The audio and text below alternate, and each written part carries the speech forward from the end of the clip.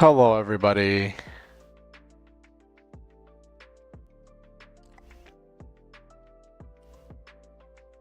Hello.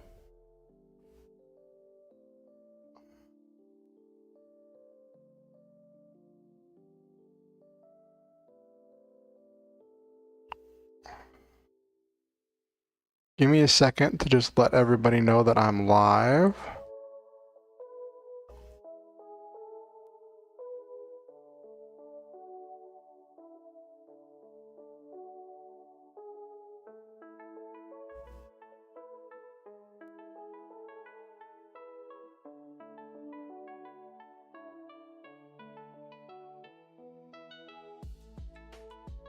All right.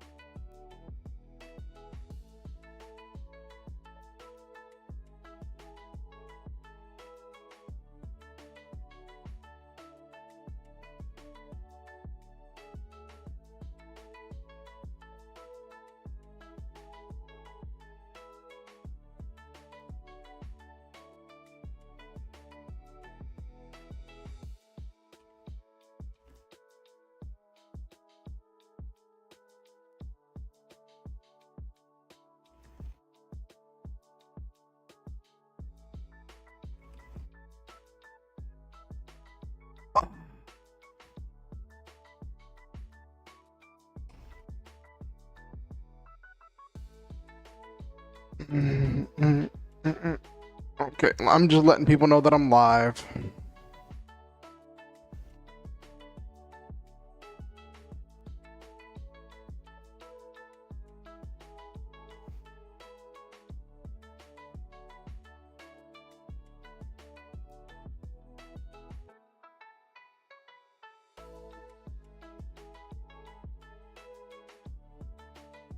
Oh.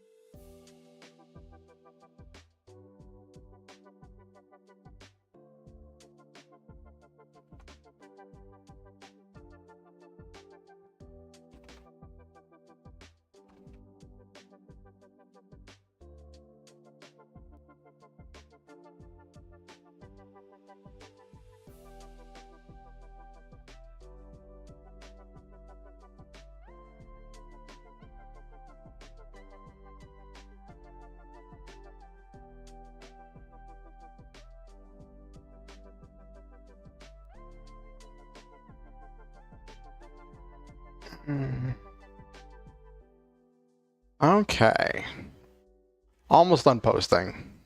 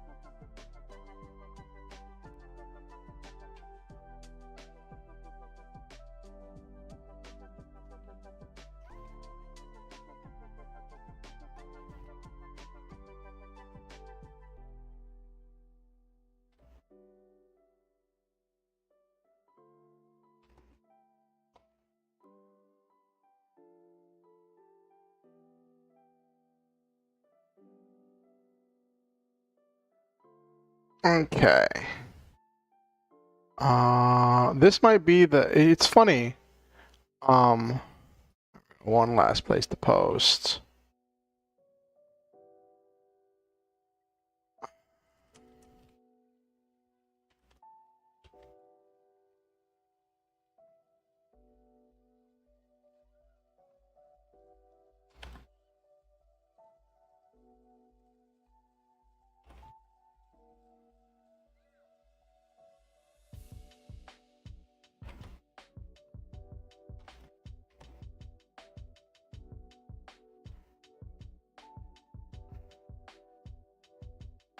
Okay.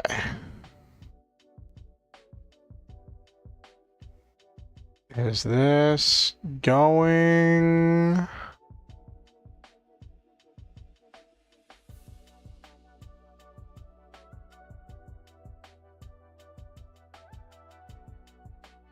All right. So we're gonna have a chill night tonight where I'm just kind of gonna be chilling.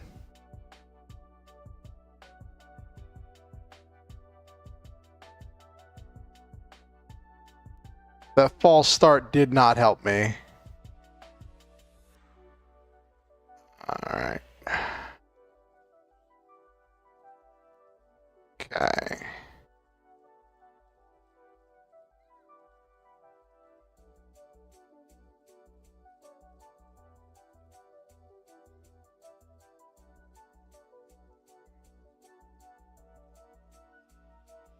Alrighty.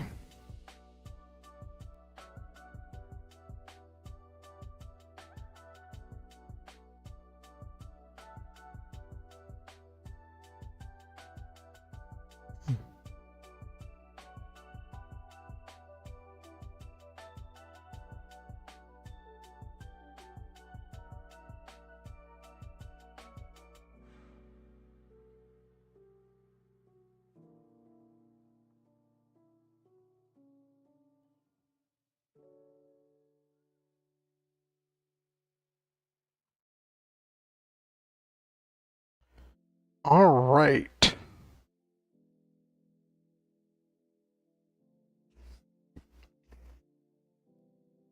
Ah.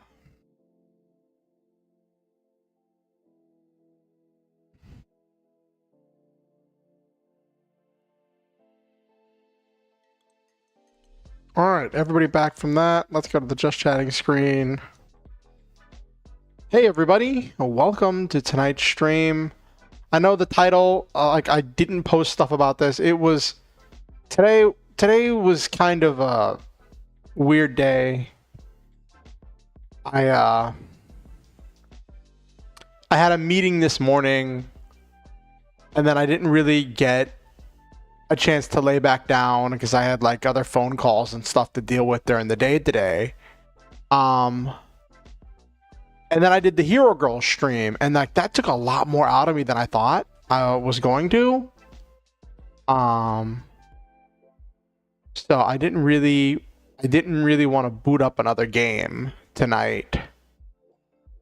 And my sleep schedule's been really wonky and weird. So, and it's kind of funny because like my last few streams have been doing really good on YouTube.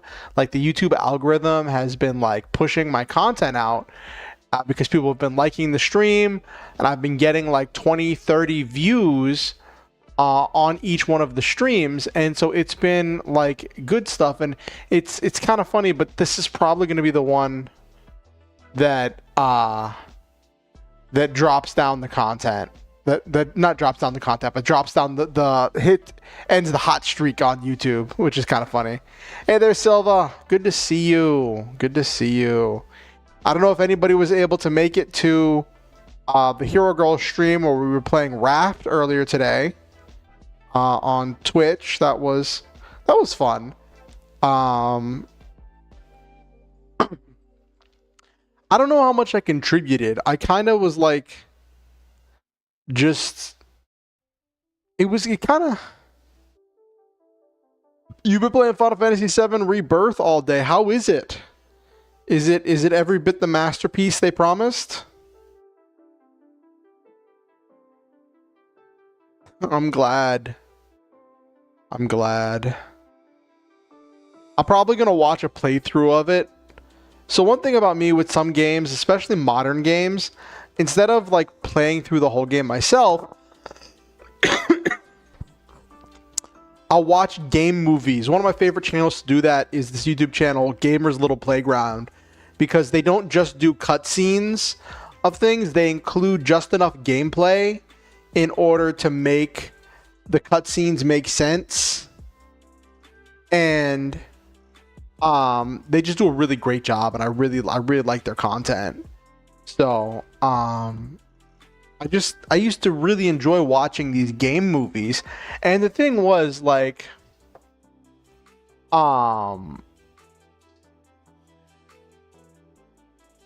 like I don't have the focus really to watch the whole thing in one sitting, so I'll watch it in like 30-minute or 45-minute chunks. Hey Nabiru. Like beyond translation issues in the PS1 version, I felt like I knew nothing about the world, the story, etc., and the areas. Like Sector 7 slums is more of a set piece where an event happens in the slums it was supposed to be. Remake and Rebirth have not only turned these set pieces into fully realized areas, but also given so much world building. That makes sense.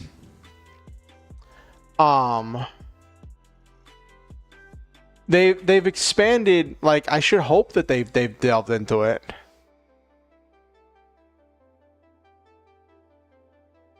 I mean, it's on next gen consoles, so I should hope the scenery is top tier.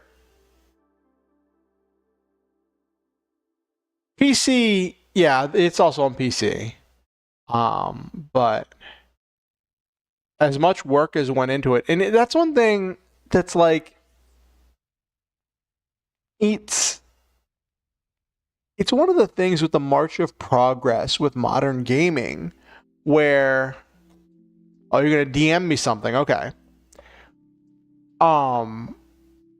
We see these games having more and more detailed and high quality and high res graphics as the quality and detail of the visuals get more and more noticeable.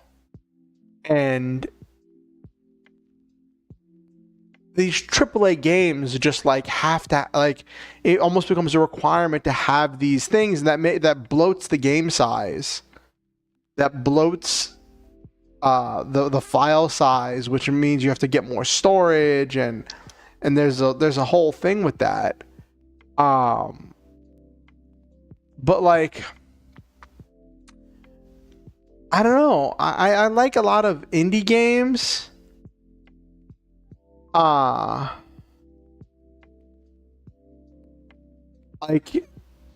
if a lot of indie games could, like, well, a lot of indie games you see will have low tier graphics, and they're like cute or retro, and I think there's nothing wrong with that.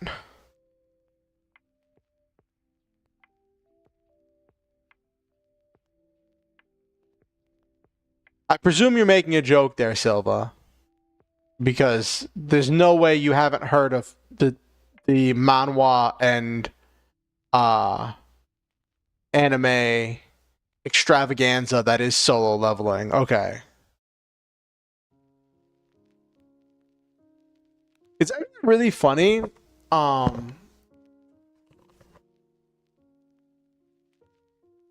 Hey, Noel Main. Hello.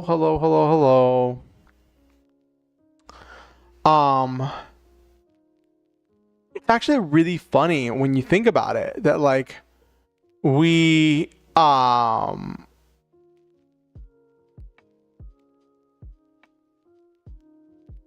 so many anime, especially isekai, that are based on these like gamified worlds, or like the whole thing with Sword Art Online and the virtual games and all of and all that stuff. You'd think there'd be more games that aren't just like random waifu gachas.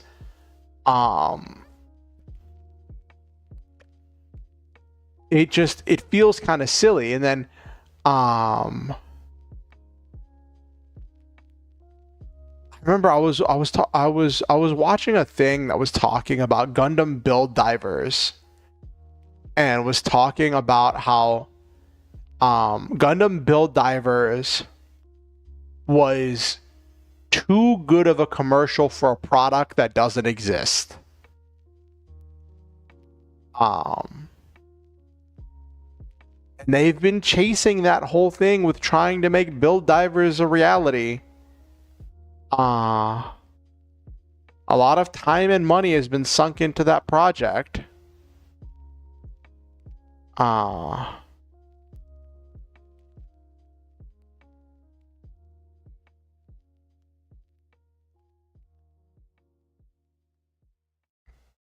think it would be interesting. So there's this concept in build divers that I don't think really got fleshed out. It was hinted at, and it might have just been like referred to in passing. But this idea that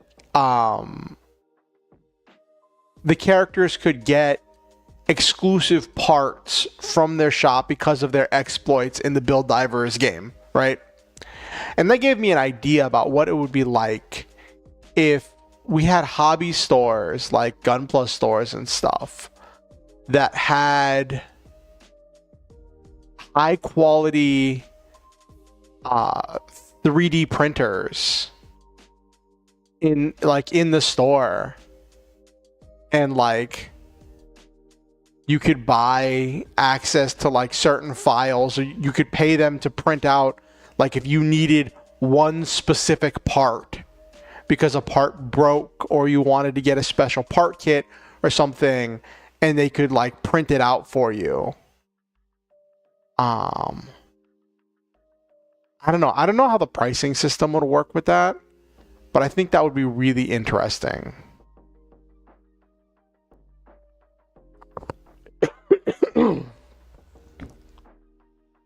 But yeah, I know what you're talking about, Silva, with the solo leveling challenge in Final Fantasy 14, but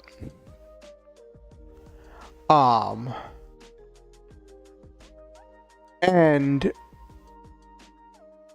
I don't know, I think that'd be interesting to see a world where like 3D printing was more readily embraced by different businesses and companies. Because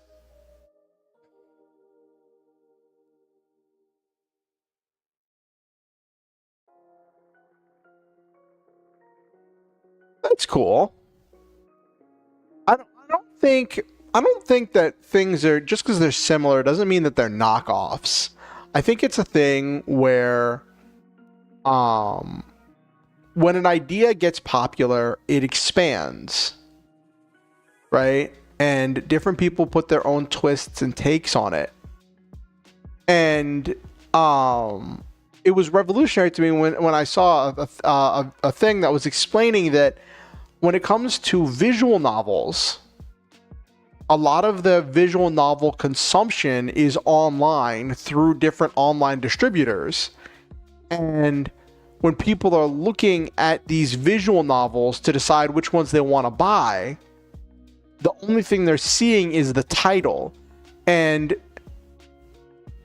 that's why the visual novel writers started putting essentially the plot description in the title in order to try to better hook the readers.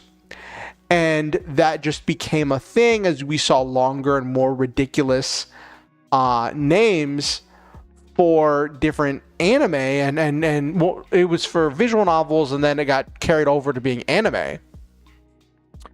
I think that's really interesting, and that's another example of one of those times where the things just line up. And something becomes popular, so everybody does it, which it reminds me of something I heard. So when I was really getting into Yu-Gi-Oh!, I used to really hang around my friend's shop and play, and there was this one point when I thought I'd found this broken Yu-Gi-Oh! Combo I thought I'd found this combination that was going to be super OP and allow me to dominate the tournaments. And I went to do it in a game, and my opponent's like, that's not how that works. Talk to a judge. Explained that I'd misread the card, I'd misread the effect. I don't even remember what the effect was. But the shop owner said something to me where he was like, listen, you basically saying that like the community is very competent. The community I was a part of, the local community as well as the online community was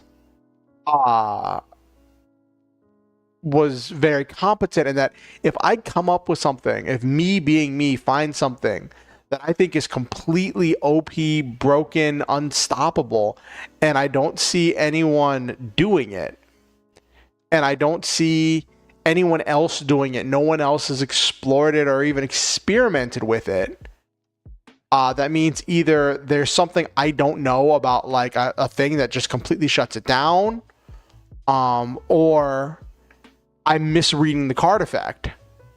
But the joke of it was when he said, unless it's Stardust, because everything with Stardust Dragon was broken. And that was in the Synchro era when Stardust was getting all kinds of support. Speaking of anime, the Gundam Info channel, YouTube channel, released the first 6 minutes of Freedom. The dub will be done by the new group, so I'm not going to spend good money to hear them pronounce Lacus in a film. I've seen so many clips. I know you've been avoiding spoilers. I haven't. I don't know the story, but I've seen some really cool action sequences. Or you find a broken combo, but it does not let you win a 1-2 turn, so the community ignores it.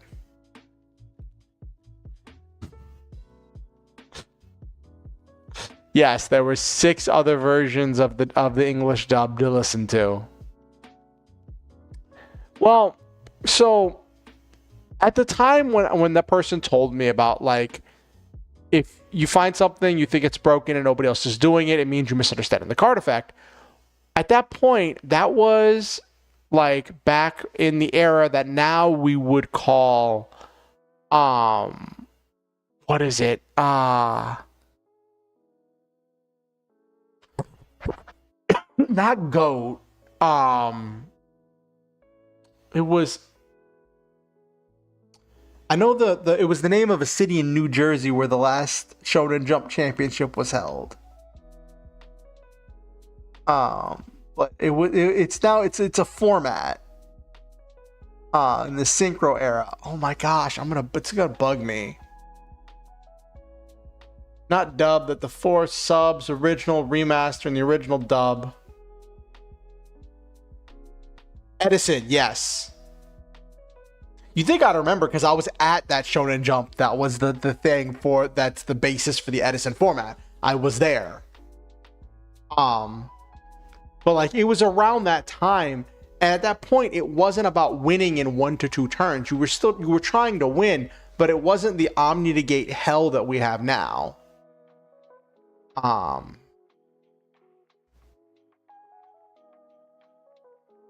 But so it's interesting seeing how the game has changed, how people have changed, the way people interact with the game has changed. Today was something else. What happened, Noel, man? What happened? I was talking a little bit about my day. I had this meeting this morning, and like I was meeting. I did they call it I go to this clinic, this homeless clinic that helps me with stuff for my like life. And I had a meeting with the case manager today to work on some stuff. And it's funny, they still call it a telehealth appointment, even though it wasn't a health appointment. It was like dealing with like bills and utilities and stuff. And it went fairly well. It wasn't I didn't get done all the things I needed to get done. And some stuff I have to go into the office to sign up for. So we had to make another appointment in order to get in there. So now I have to make sure I arrange a ride to get there. Yeah, I hate the multi-negate hellscape that's make it so your opponent can't play that Yu-Gi-Oh! Is lately. Yeah. um they I don't think Yu-Gi-Oh, now that it's crossed that bridge, is going to undo that. Well, here's the thing with the way Yu-Gi-Oh has gone. If you want to keep up, you have to play that game. You have to play the negate, the omni negate hell, or to some extent, because if you don't, you just get shut out. My sisters came to visit me. I'm the youngest and I have 3 sisters. It was very nice, but very exhausting. Aww. So then after I had that meeting this morning and I had to schedule another meeting, I got another phone call a little bit later and I was trying to like arrange things. Then I was trying to take a nap, but I couldn't wind down. I was just like still trying to relax, but my brain was just buzzing. And then in almost no time at all, it was time for Hero Girl's collab stream, birthday collab. And that went all right.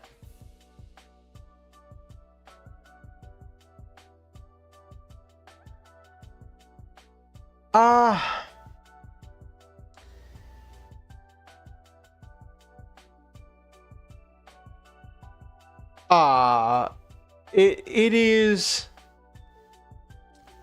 Oh, you're the youngest of 3 too, Nabiru? That's cool. The thing is with Yu-Gi-Oh, trying to introduce set rotation into a game that has gone so long without using set rotation is dangerous. Especially for Yu-Gi-Oh, a game that for a significant portion of the community runs on nostalgia. So many times if they want to sell new sets, they need to get support. They need to get support that interacts with and makes all of those old decks stronger. Yeah, but they won't. That's the thing. They won't ban those popular staples because it's like it's still a business. And they need, like, in order to do things, they would have to do a hard reset where they would have to ban all of the boss cards that have dominated for years. And they would have to come up with a new mechanic. Because right now, the gimmick is always negates. At least that's what I've seen. Being able to negate effects, being immune to negating. And they need to come up with a new gimmick that is the hallmark of a strong card. And like at that point, it's just they'd have to build an entirely different game.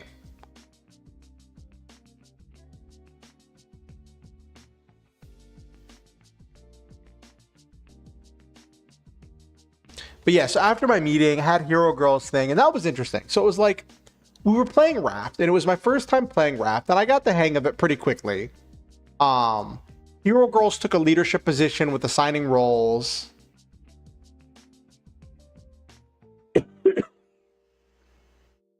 Yeah, they did. They did try resetting things with the Rule 4.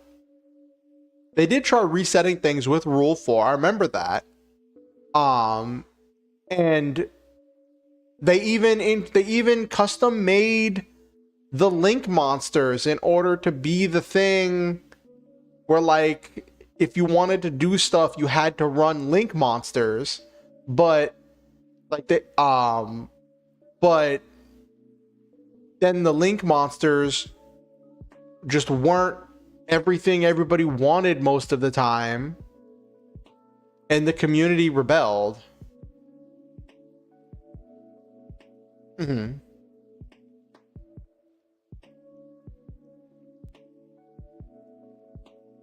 like it's the same thing with Vanguard and its whole formats and stuff. Up until the end of G era, there was no set rotation in Vanguard. And like at the end of G era, you had Stride, Limit Break, Legion, and all that, all interacting, and it created this really intense format that was very skill intensive.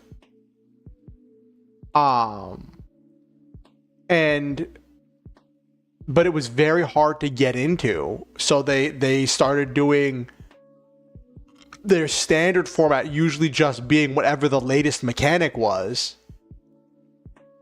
And then relegating everything else to premium.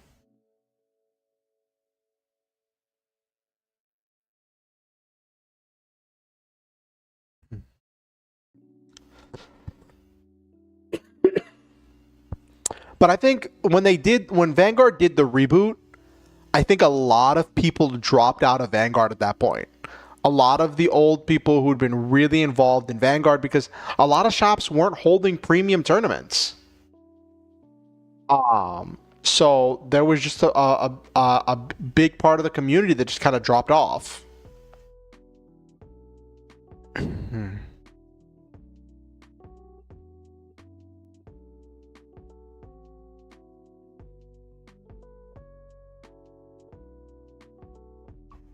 uh,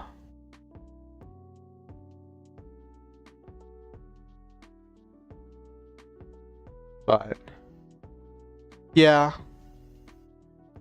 it's interesting with card games seeing how they try to balance things and what happens there. Give me 1 second. I'll be right back. I'm gonna get some water. I'll be right back.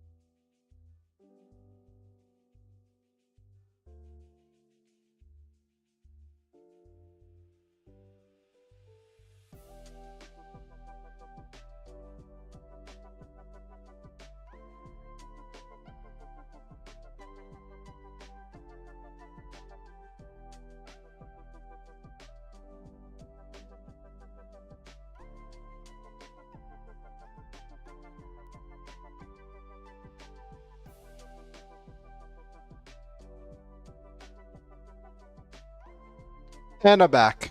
Hello. The D series could be much more interesting and fleshed out if it wasn't for the nostalgia stride decks. Is that one of the formats? D series?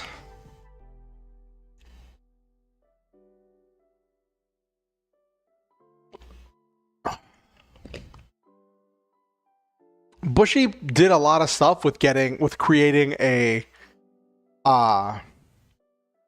extra deck with the stride deck. I remember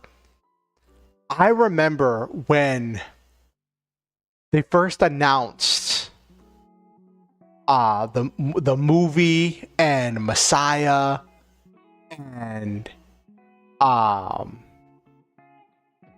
we were wondering what stride was gonna be, how it was gonna interact. Oh, there's a brand new card game coming out. What is it? I'm sure there's always new card games coming out. Oh, V card, yes, the VTuber card game. Oh my gosh, that Shy Lily put together. Yes, that is so funny.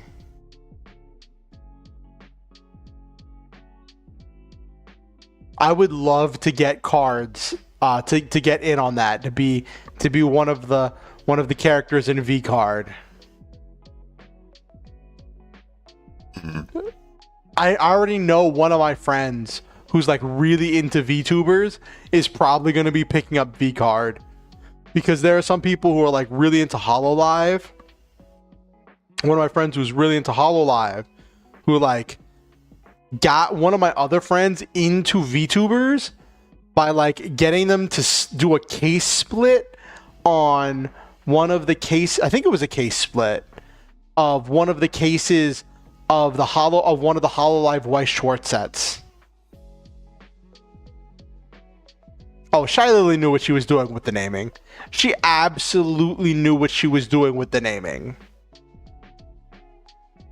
No question. No question whatsoever. She absolutely knew what she was doing with the naming.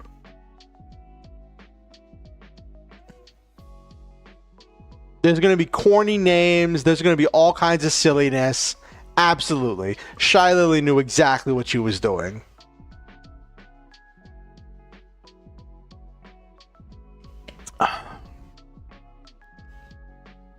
And it's really cool to see Shy Lily like doing stuff. Not that she wasn't doing stuff before, but like seeing as she's been expanding her career, because I think she's like a part owner of GamerSups. Let me look that up.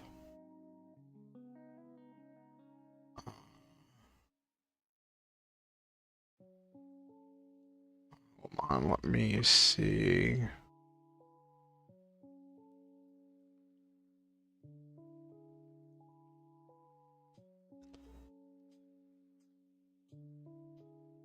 Of course, if it's really easy to play, there's going to be broken moves.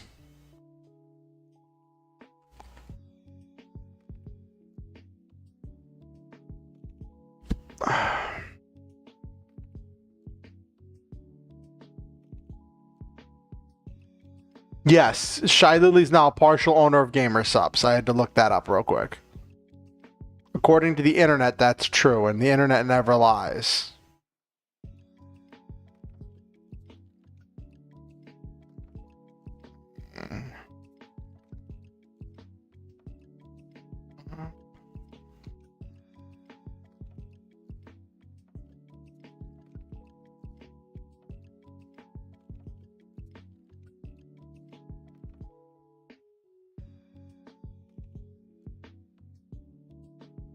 So I made some spaghetti with a butter sauce, and I thought some Parmesan in it as well. And the cheese didn't melt in the sauce fully as I hoped, but it came out banging. That's good. But it's not good that the cheese didn't melt the way you wanted it to, but it's good that it came out well. It always sucks when you make food and you put a lot of time and effort into it, and then it just comes out bad.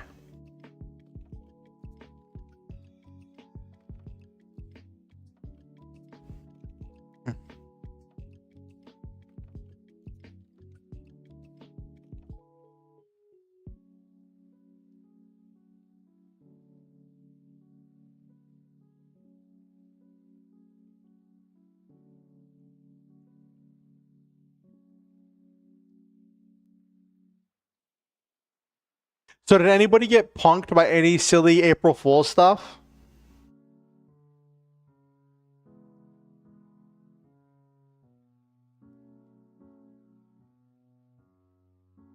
Did anybody get punked by any silly stuff?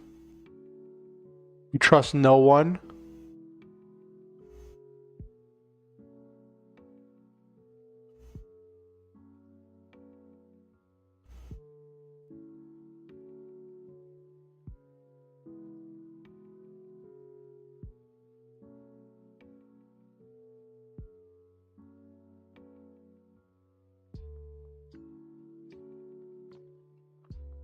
So I got kind of tricked by one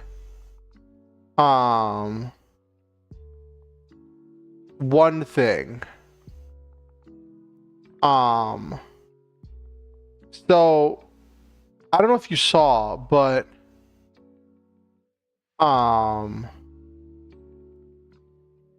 Discord did a thing where they were like,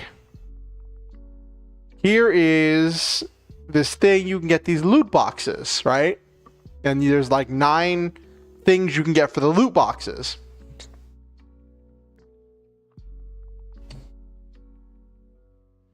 Well, VShojo did technically debut something, but it was more of Matara Khan debuting something than VShojo debuting something today. But so I did the thing where you just keep opening loot boxes till you'll get all 9 of the prizes, right? And they don't do anything. And I was like, well, normally you pay for loot boxes, so what's the trick, right? So I started doing them, and I'm like, this is so weird. And I got all 9 of the things. This is kind of a spoiler, but when you do it, it says, you've got all 9, click here to claim your limited time prize. So I'm like, oh, cool. The limited time prize is, the entire thing is an April Fool's joke from Discord. If you get all 9 things, the limited time prize is a clown overlay for your profile picture that you can use temporarily. And they're like, we got you. You did all of this, clicked all of this to get a clown overlay that you're not even going to get to keep.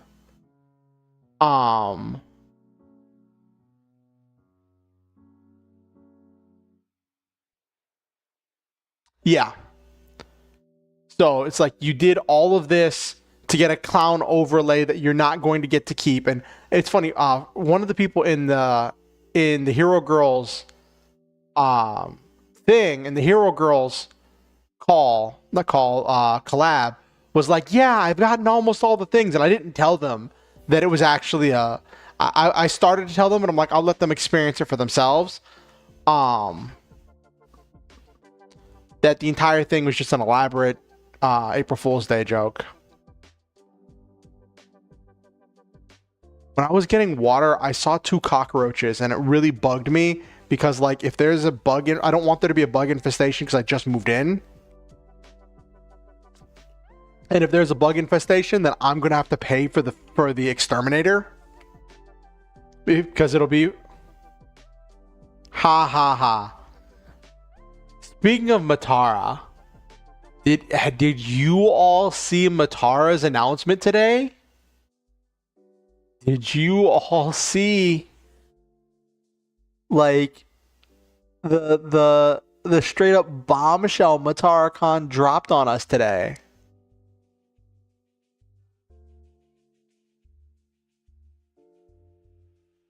Yeah. Yeah, she tricked us. We thought it was going to be one thing, and then it was like, oh, by the way.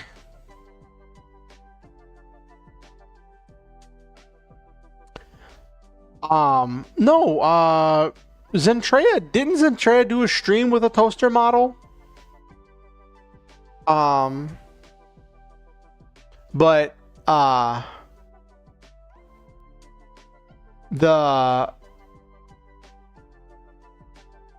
No, the whole thing was uh Matara is doing a podcast with indie VTuber Mint Made. And for those of you who don't know, Mint Made, well, it's not really a new look. It's her old look. It's a past life. It's who she was before she was Pomo.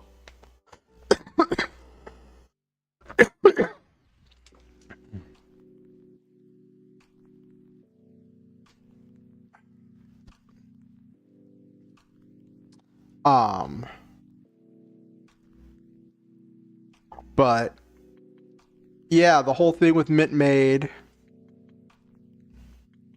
and the tease. Everybody was wondering if she was going to join VShojo. And she's like, no, I'm indie. But VShojo's helping her out. Hello, Atomica. Atomica J, welcome into the stream. It's good to have you. We're just chilling out tonight. I had a busy day. And I just wanted to unwind and chat about random stuff. Have just a just chatting, unwinding stream. Yep, the fairy turned back into being a minty ghost. It's funny. And like my whole thing, like I know there are a lot of people who was waiting for her to either do this or debut in a new form or something like that, right? My whole thing is I just want her to be happy. Like as a fan, I just want her to do something that she's happy with. And when she was posting, I normally do streams. I dual stream. Right now I'm live on both YouTube and Twitch. And I do I'm a variety streamer.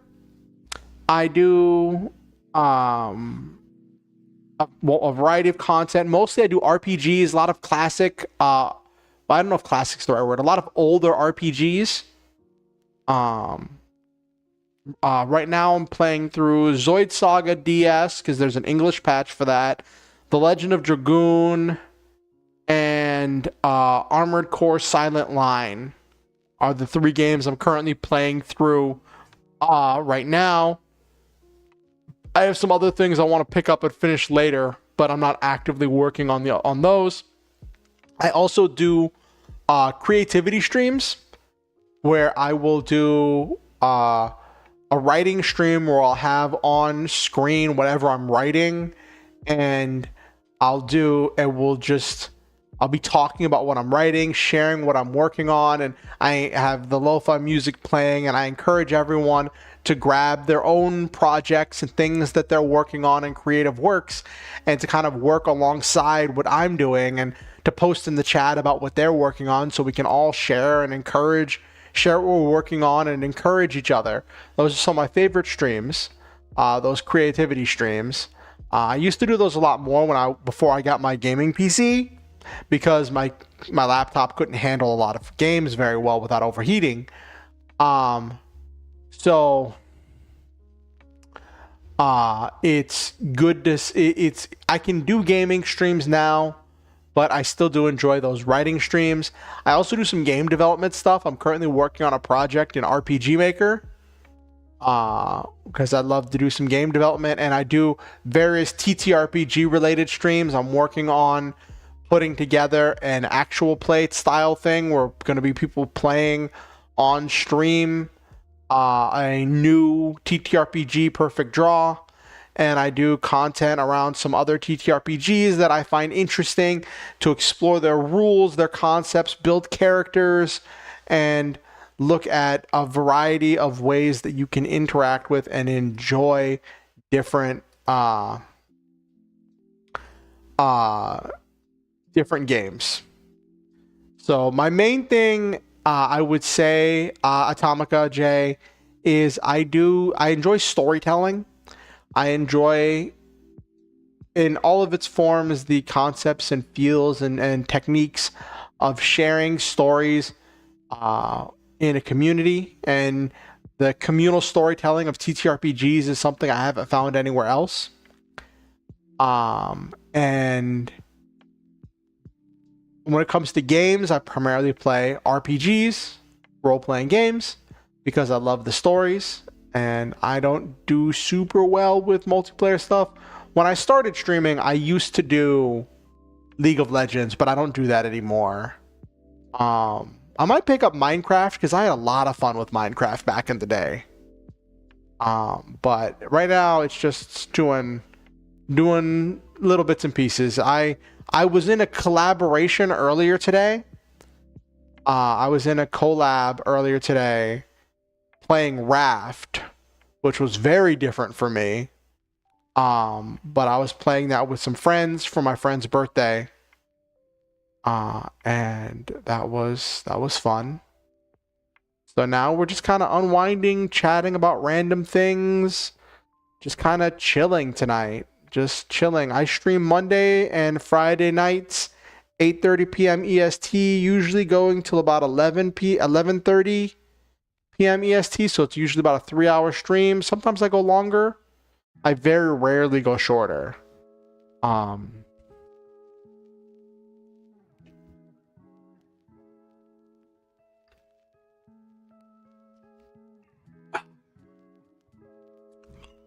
But yep, that's what I do. And one thing about me, I always like to end my streams by speaking words of affirmation and positivity to chat, and telling all of you how much I appreciate and value each and every one of you, and how much you all mean to me, because I believe it's important for us to all to encourage and lift up each other, and to build a community of positivity and encouragement, to make this world a better place, and to live our lives in our own unique, special, one-of-a-kind ways that I think is amazing. So that's what I do, Atomica J. All about doing positivity, creativity, and storytelling.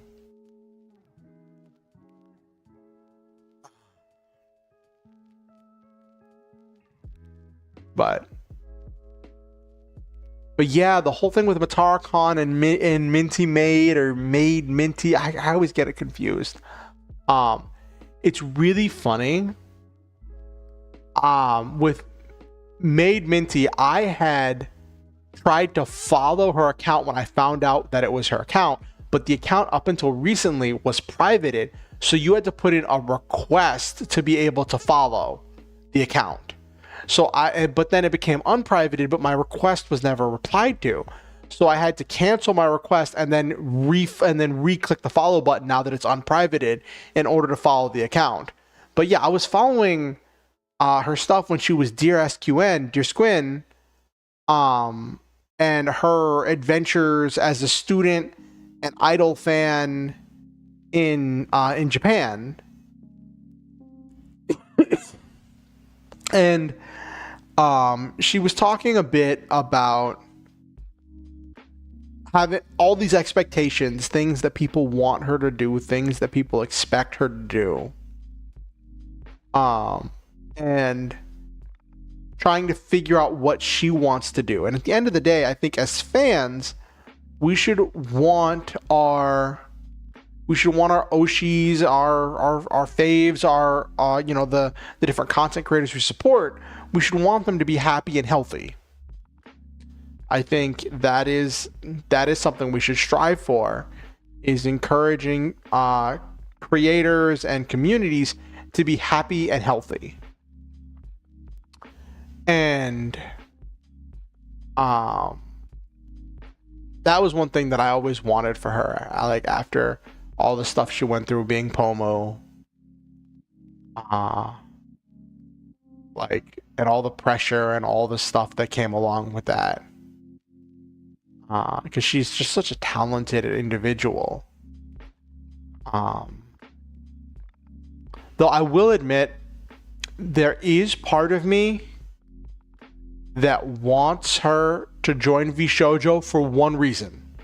Like, I understand being indie means you're so free to do so many things, right? But like, she has so much Minecraft brain rot, right? She has done so many things and was such a dominant force on the Niji-Sanji Minecraft server, right? And that was vanilla. And I think VShojo's Minecraft server uses mods. So I want to see her unleashed on a Minecraft server with mods and see what kind of chaos she gets up to with access to all of the freedom of the mods that are available with Java Minecraft, and when she's not just stuck using vanilla. Now I know she hinted that she's possibly gonna have like a Minecraft server for her members on her channel, because Matar-Khan was like, if I just become a member, you have to let me on your Minecraft server, and they made jokes about that, and I think that would be cool to see that.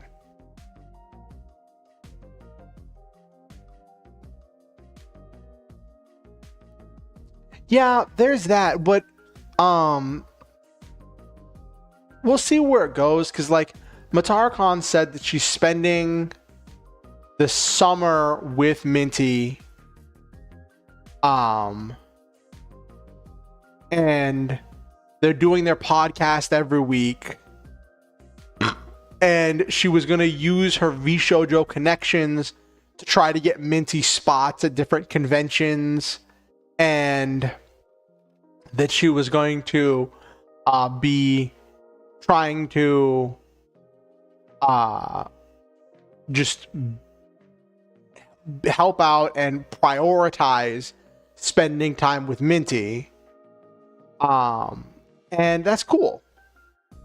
It's cool to see friends coming together, and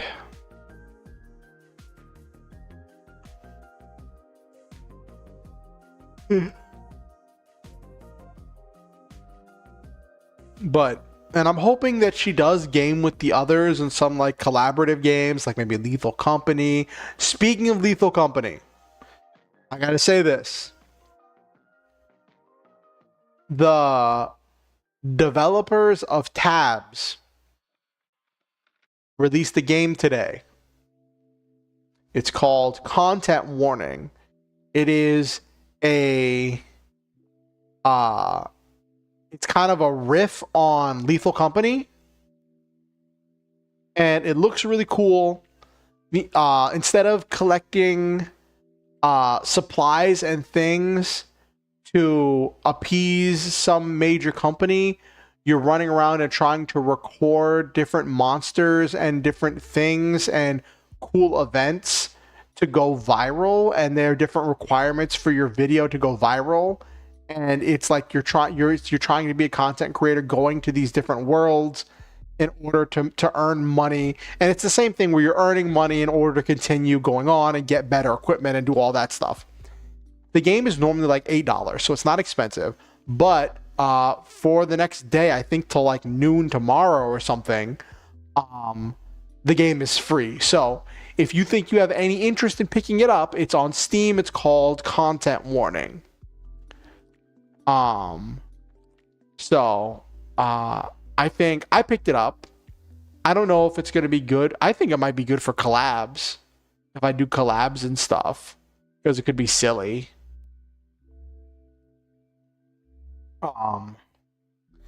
I feel I have feelings about collabs.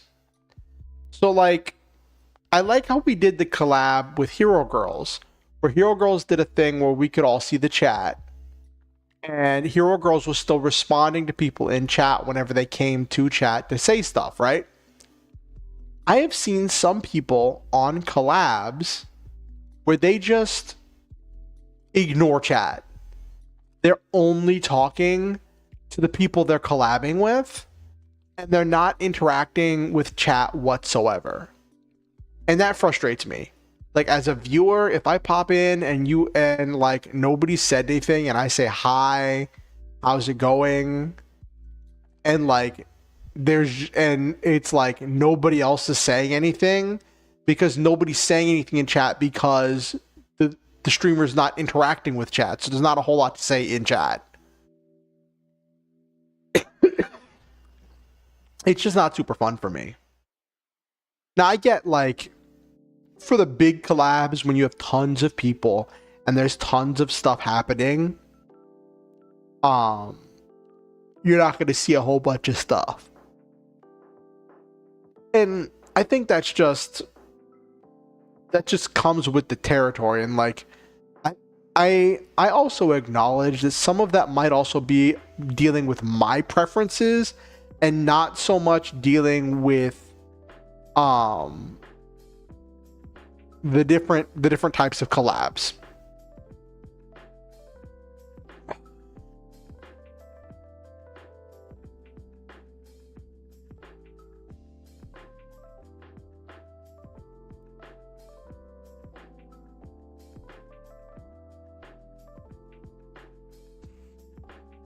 But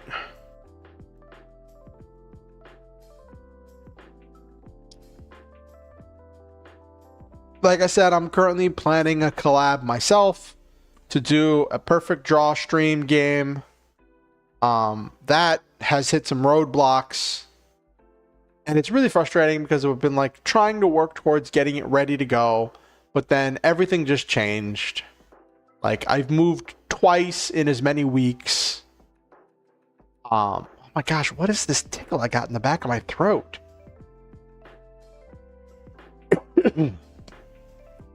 I just suddenly got this sore throat real quick.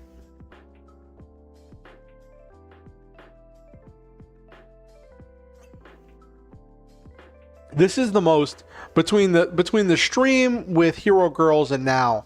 This is the most I've talked in a while. This is the most I've talked in a while. Because I've just been kind of in my own head for a little while.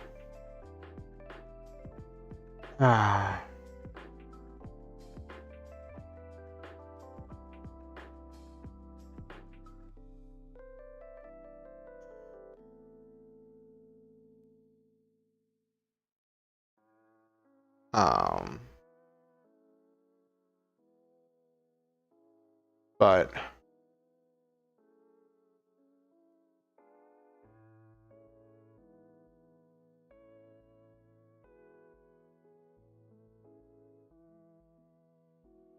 let's see.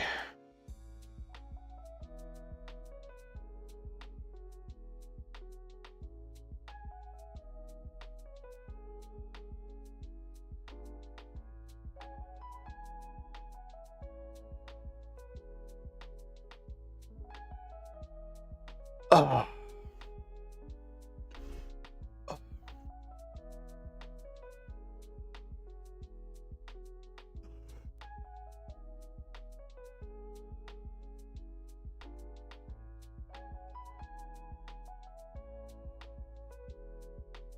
So let's see if there's any cool memes.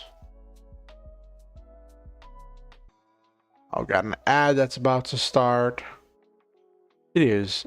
Wow, time has flown by. I gotta figure out what I'm doing tonight.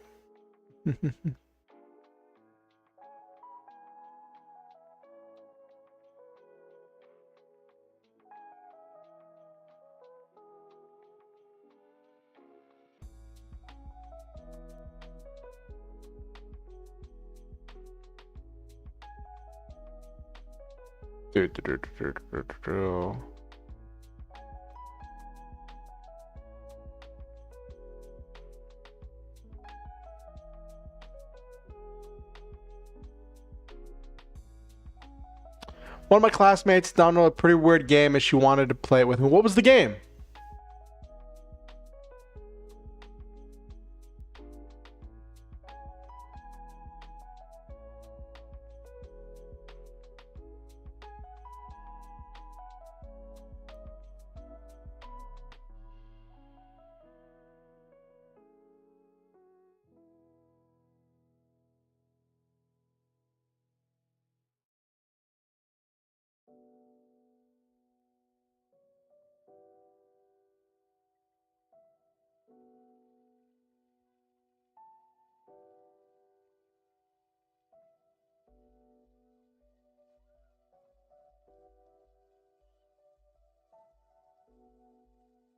Let's see. Oh, this is a funny meme. April 1st of April, the only day of the year that people critically evaluate things they find on the internet before accepting them as true. Yep.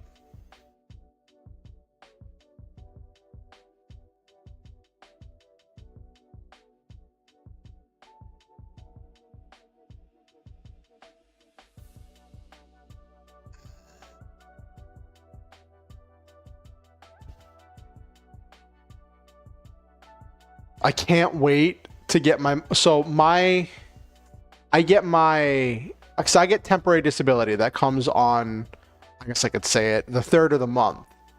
And normally that means yay, I can buy, I can eat out, I can buy groceries, I can buy these things that I need.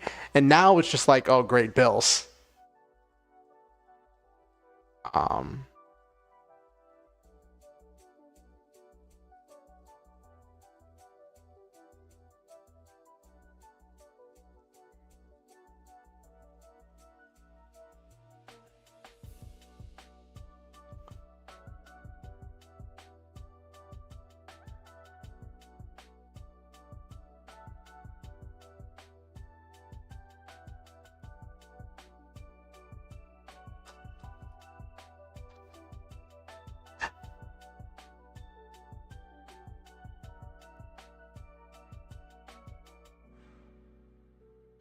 Oh my gosh.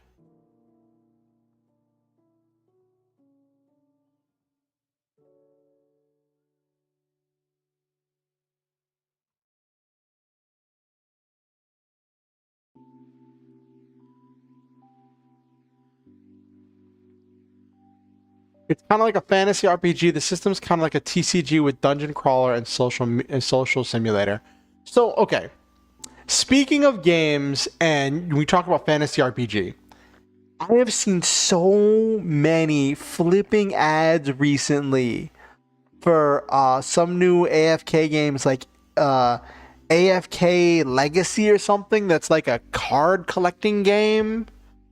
That's like, they keep talking about having like some epic story, and I'm like, how does it have an epic story if it's built on the same thing as AFK? I just think of AFK Arena. The entire thing is that it's a game that runs itself, so you can like build up resources to do the fun stuff in the game without having to do anything.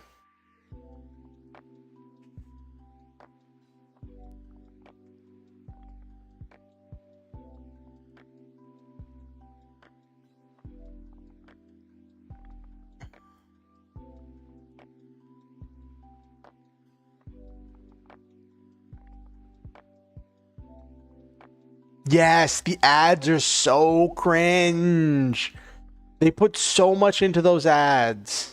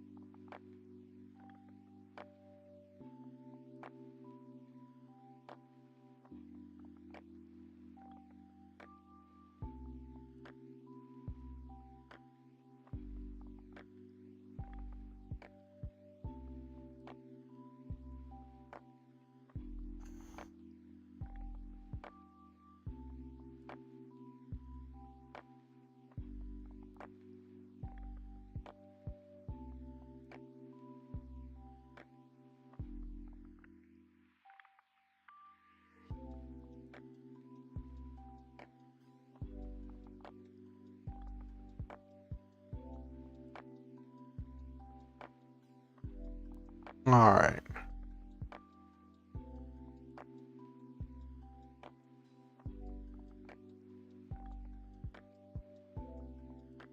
Why? Okay, I just see someone posted in one of the Gundam uh in one of the Gundam Facebook groups I'm in. They're like, Witch from Mercury is for soy boys, but you guys are just too woke to acknowledge that externally. And I'm like, it's a good show. It's different, but like, not everything has to be an attack on your masculinity. Uh.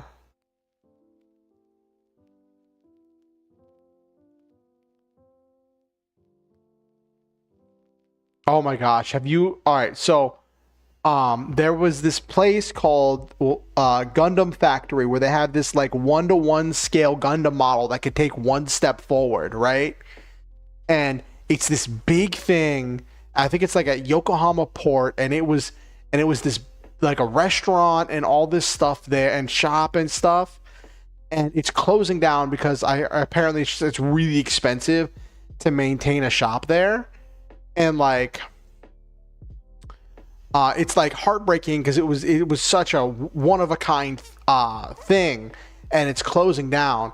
Though some people are theorizing that at some point, some place that'll probably be like cheaper to set up shop, that they're going to do some kind of other 1-to-1 scale Gundam thing that could take a step or something or whatever, except instead of being what they call Grandpa, the RX-78, it's going to be people are theorizing it's going to be a Seed unit because Seed just got a movie and how popular the Seed universe is. And also Seed was an attempt at, like the first like half like between a quarter and a half of Seed is like almost a 1-to-1 retread of the stories of the original Mobile Suit Gundam.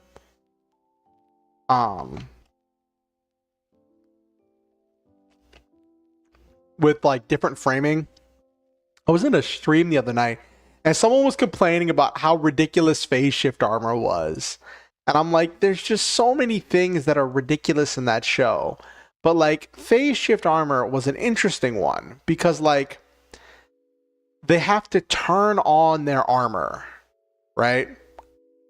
And in theory, on paper,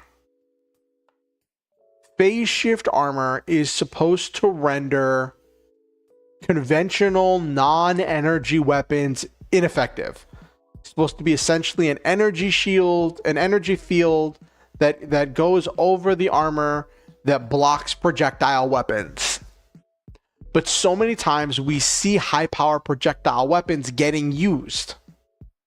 Missiles, blasters, swords, and other kind of traditional weapons getting used in different ways. So it's one of the phase shift armor is one of those things that's just really inconsistent. Like sometimes it's like, oh, this is really plot relevant, and then other times it just isn't. It just isn't.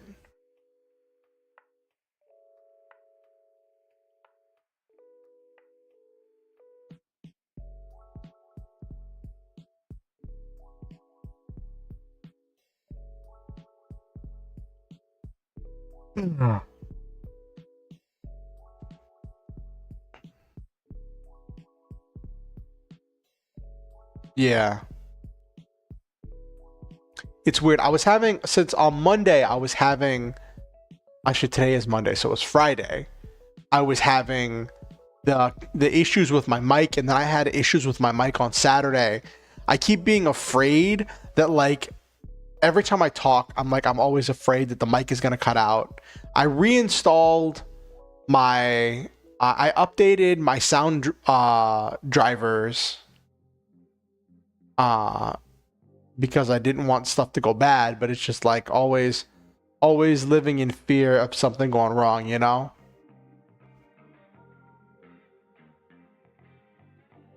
So I've seen some people with I haven't watched X-Men 97.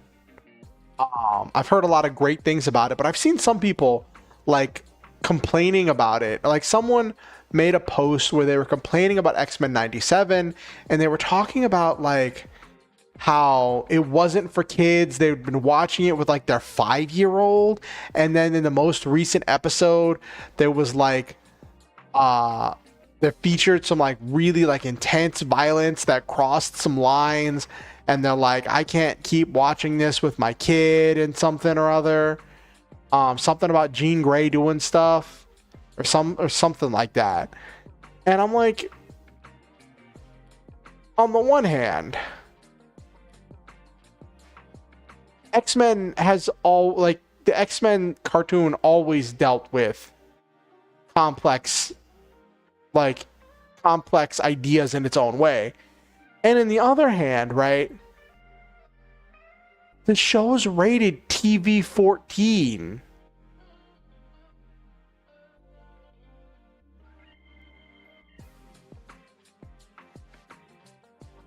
Oh, okay. That's no problem.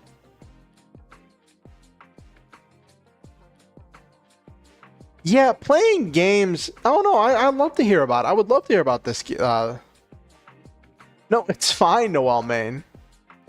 Um, Playing a game with yabai moments is one of those things that, like, it can be in or out, right? Like, doing that privately is one thing, but doing that in a group with other people is a completely different animal.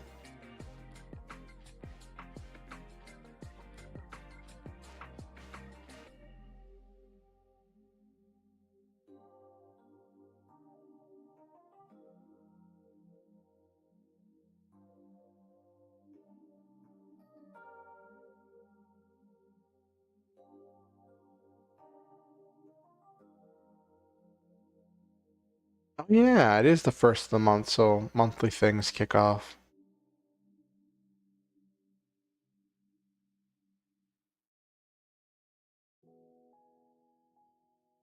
Yeah, that's one thing that, like, some people are really comfortable with that, and that's one thing that, like, you have to be really comfortable with it, and you have to know it's coming. If you don't know it's coming, then, like, oh dear.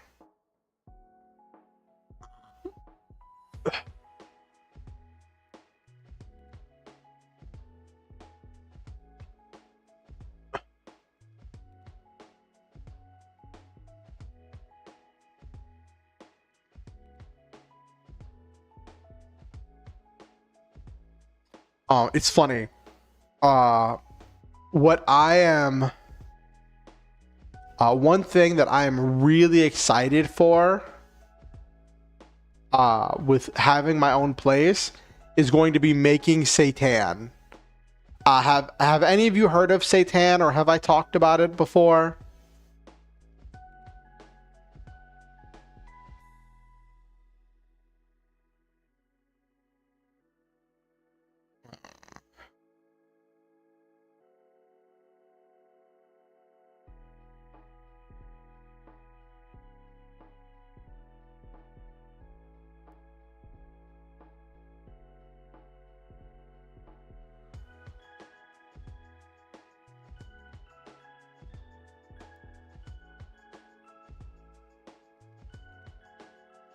Elaborate. Okay.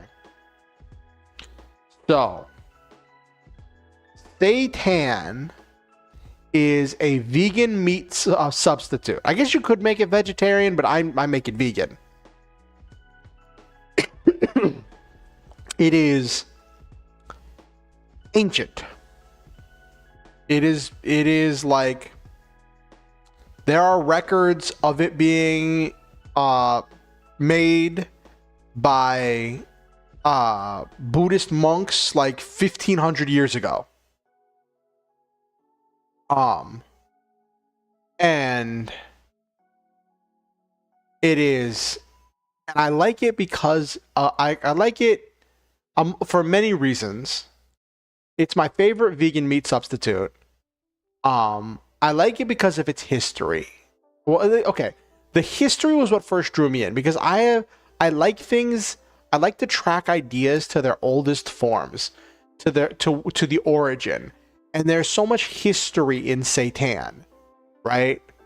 And the history of these vegan meat substitutes.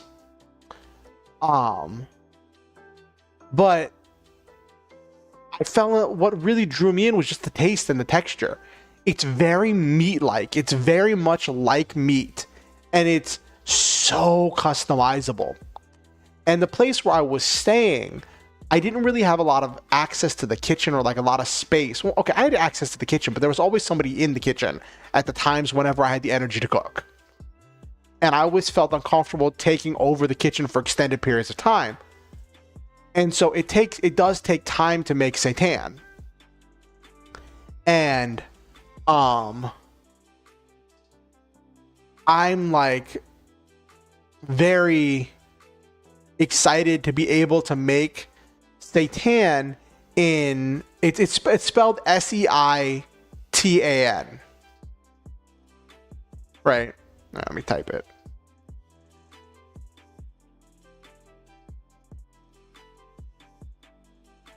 Right. Yeah.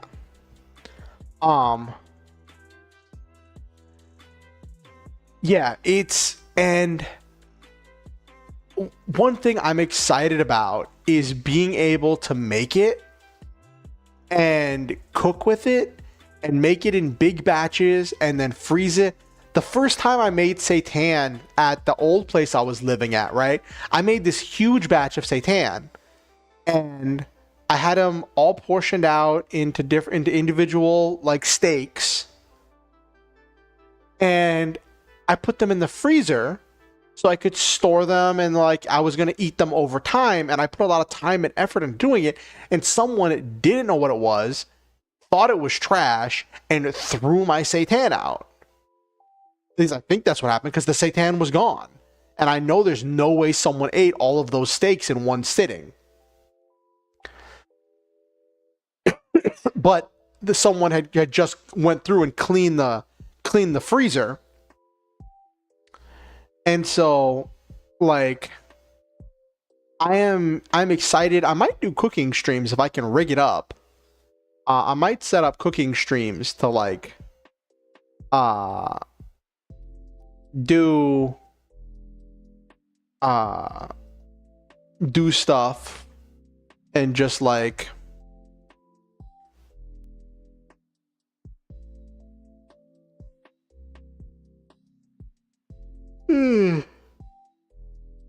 I might set up cooking streams to just do like, this is how you make seitan. But the thing is, making seitan is a multi-step process.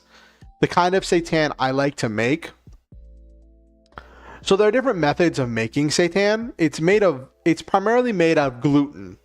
That is the main ingredient of seitan, is gluten. And there's no getting around it. That is like most of what seitan is.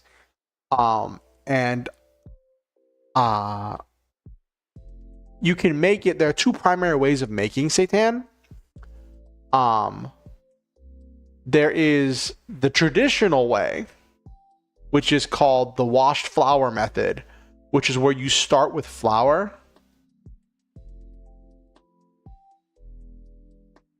And there's nothing wrong with that, Noel, man. Cooking a bunch of food, storing it in the fridge so you have it for later. Like, it's so efficient if you cook once and then are able to eat multiple times from that cooking once.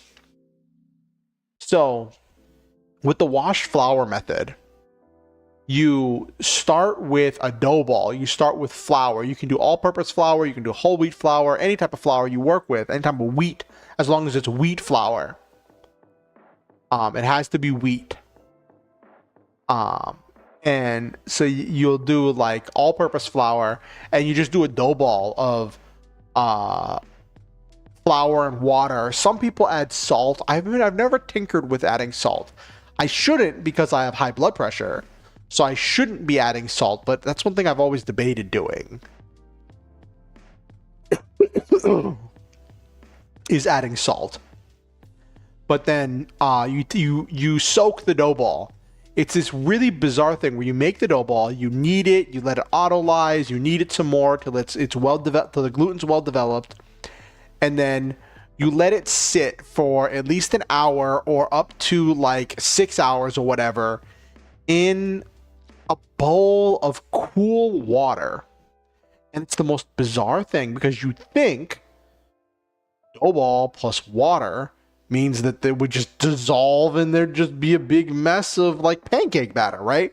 That's what you think would happen. But because you've kneaded it and started developing the gluten, what happens is it starts to separate the starches from the gluten, and then you just after it's sat for a while, you'll knead it in water, then you'll change the water multiple times to separate the starch, to all you're left with is the gluten, the pure protein.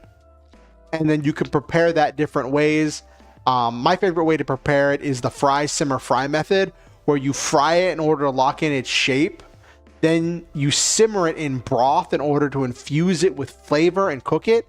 And then you fry it one more time when you actually go to cook it. But usually after you simmer it, you let it sit in the fridge overnight to firm up, and it vastly improves the texture. And then right before you go to actually serve it, you fry it one more time in like sauce and stuff. So that's the washed flour method, which, so like the thing is, the washed flour method, it takes a lot more time and a lot more effort. There's extra steps, and it's a lot, right?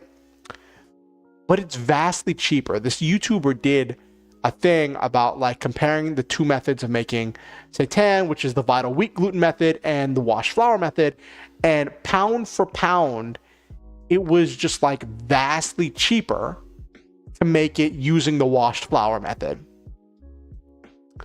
The other way is to get vital wheat gluten, which is powdered gluten that's already been separated from the starch. And how I think they make it is they have machines that do the washed flour method, and then they dehydrate that gluten ball instead of cooking it, and then grind it into powder. So it's kind of a deconstructed seitan that you're starting with.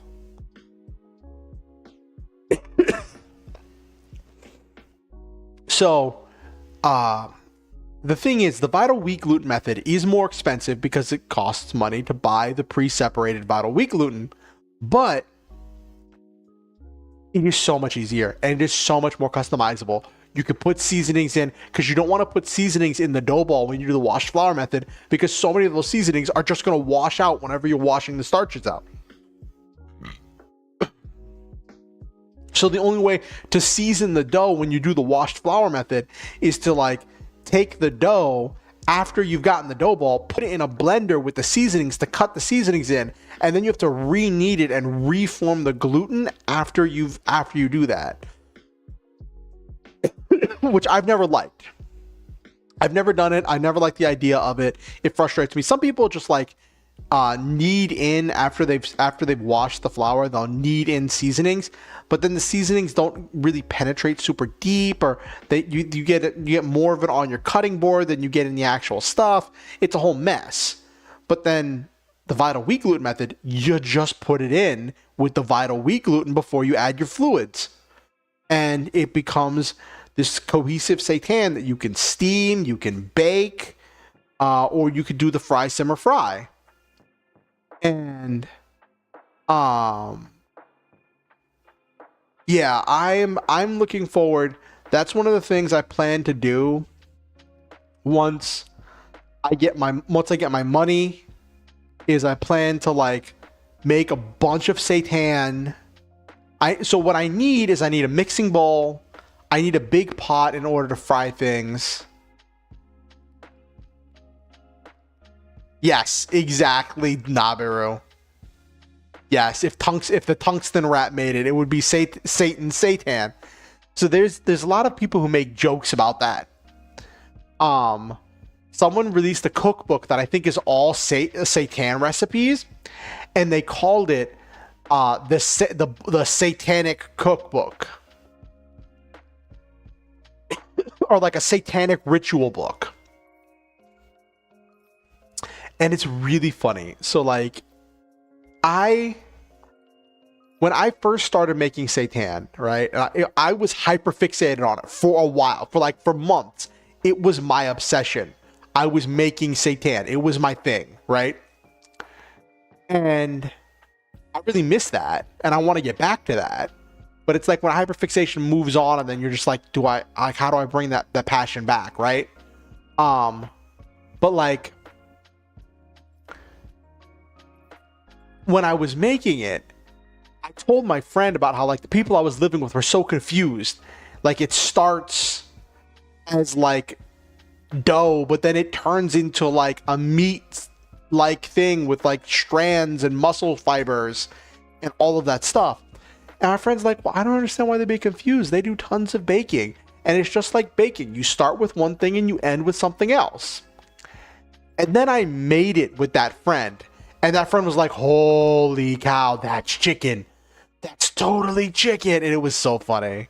He was so blown away. He's like, that's totally chicken.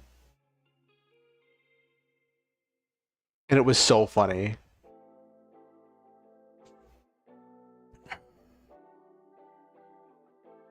But, and that's like, let me find some pictures of Satan actually.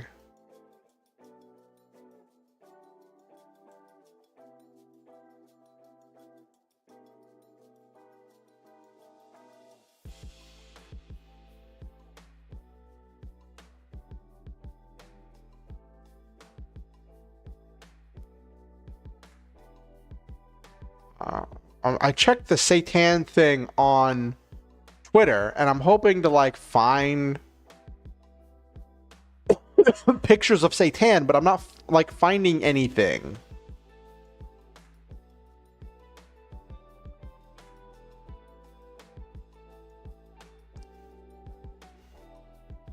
Ooh.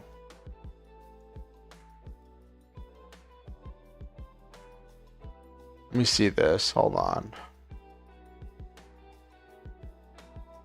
This looks like...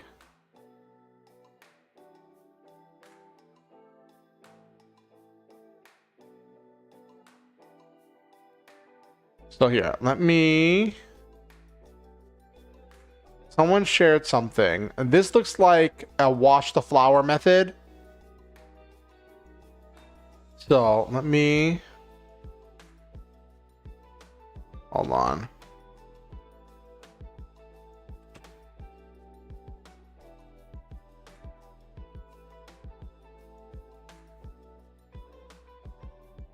Okay, so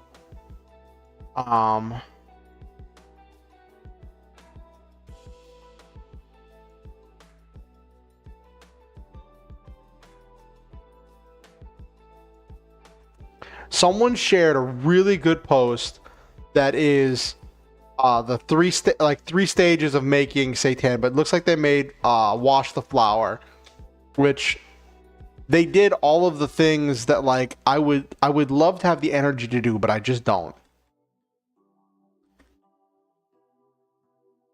Okay. So, okay.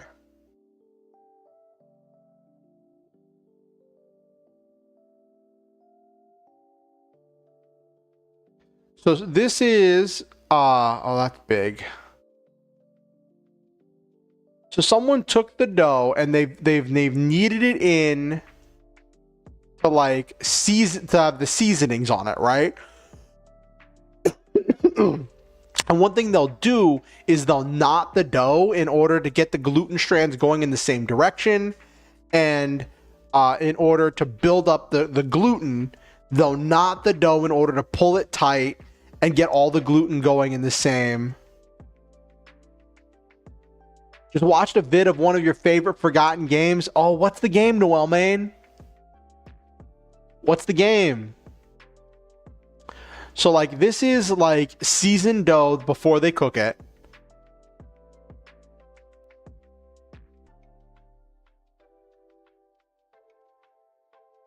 This is that dough tied up and knotted together as they're doing a fry, simmer, fry method, right? Where they're frying, they're doing this is them like, they started frying and they put the broth in to simmer it, and then they kept going, but they've knotted it, they knotted that string together into this form, right? That pulls it taut. You fry it in order to form the crust, the outer layer that keeps it from expanding and getting doughy.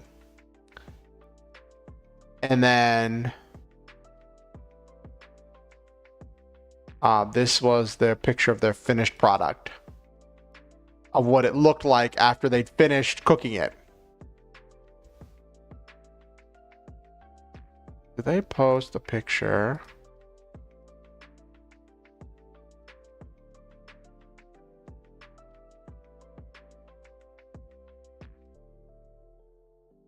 Why is that the only picture I found of someone like actually cooking seitan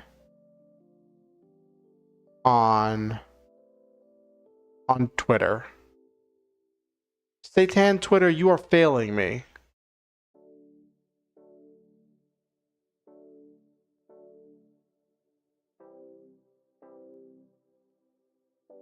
Seitan Twitter, you are failing me. Why is it giving me some idol group?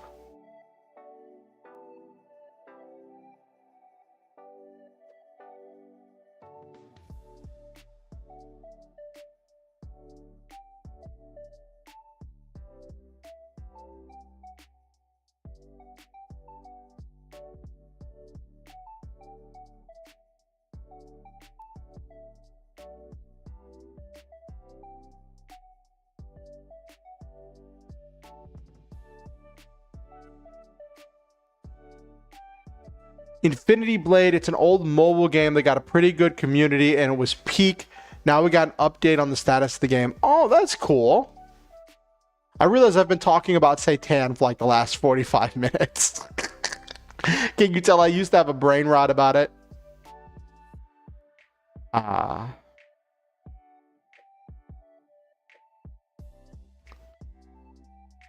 Apparently some idol has the last name Seitan, which is funny because I believe Seitan has the like the Japanese word seitan means like of protein. So having that as your name feels kind of funny.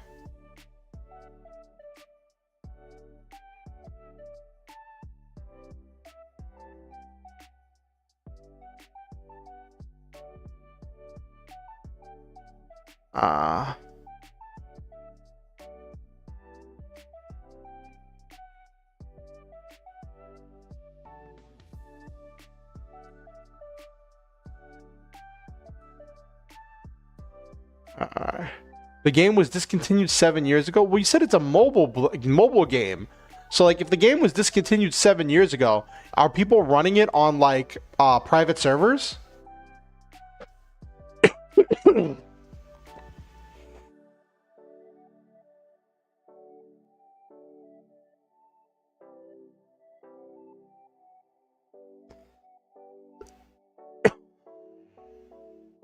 Oh my gosh, I got this cough.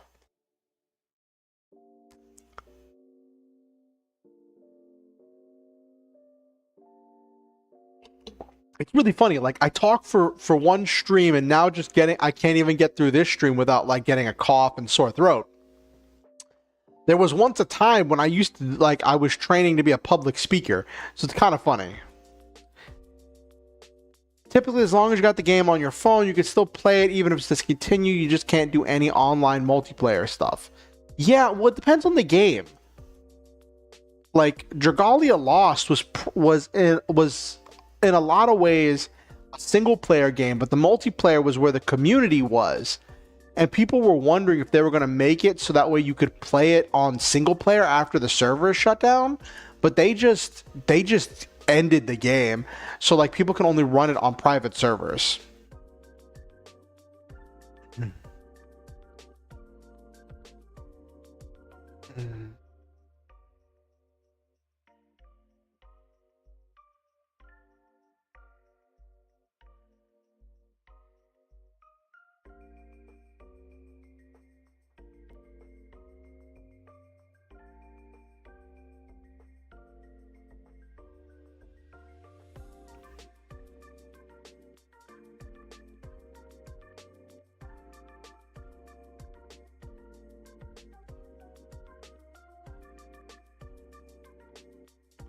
There's a PC file porting Infinity Blade. Infinity Blade was single player, but people loved it because of the lore. Ooh, that's cool.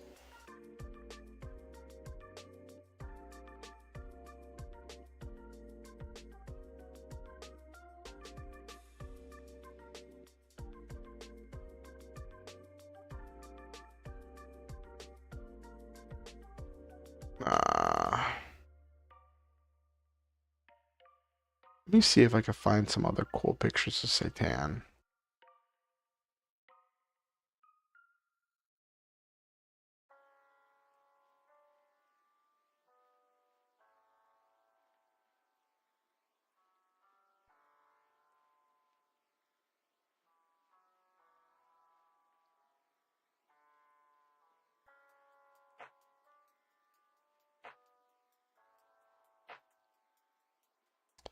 That was after it finished cooking. They did a fry, simmer, and then probably another fry afterwards. It looks very meat-like. I'll give it that.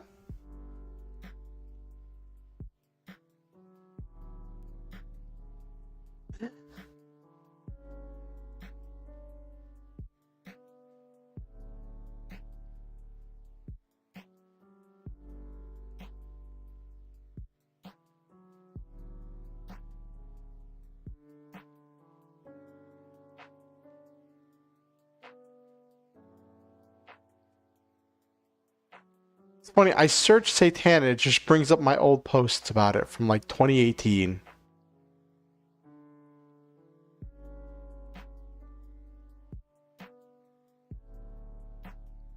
You love burnt food? They probably overcooked it on the second fry. You normally would put it in some kind of a sauce.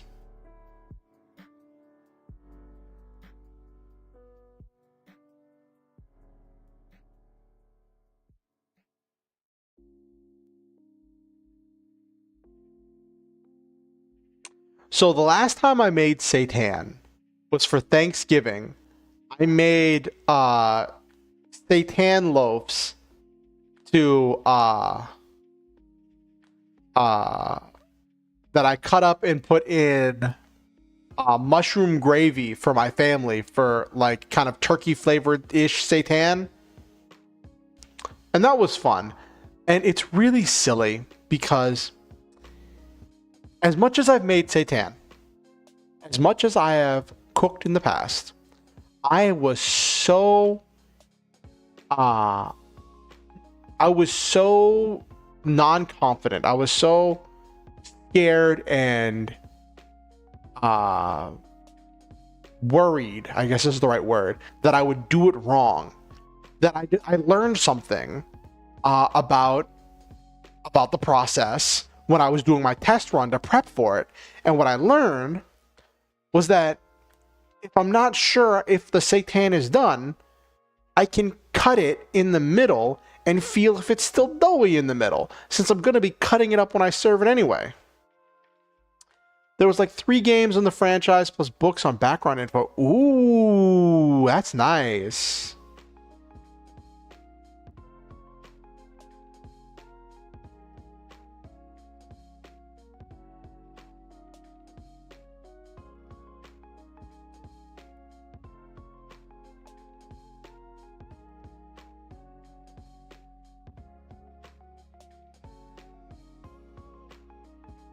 Let me see if I can find a good picture.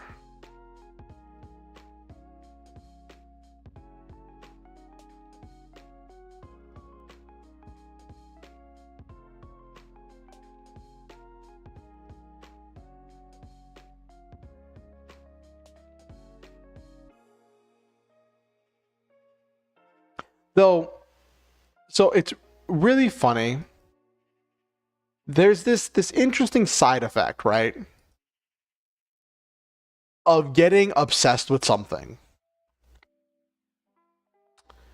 And that is, you know so much about how it's supposed to be done that like seeing people pretend to know what they're doing when they very much don't is kind of funny, or waffles between being really funny and really frustrating.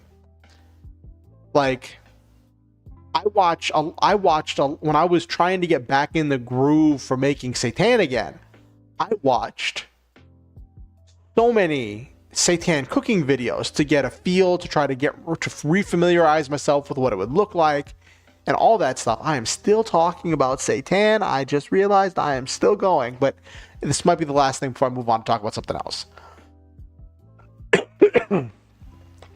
I remember it really hit me, the kind of brain rot I have with this, when I was watching this video of this person making this seitan, right?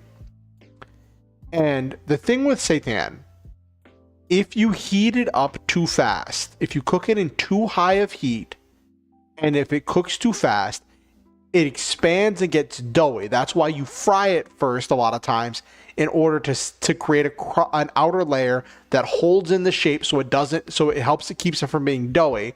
Or if you will bake it or steam it, you would wrap it or do other stuff with it in order to like keep it from becoming doughy, or you have to be very controlling with the heat and the temperature.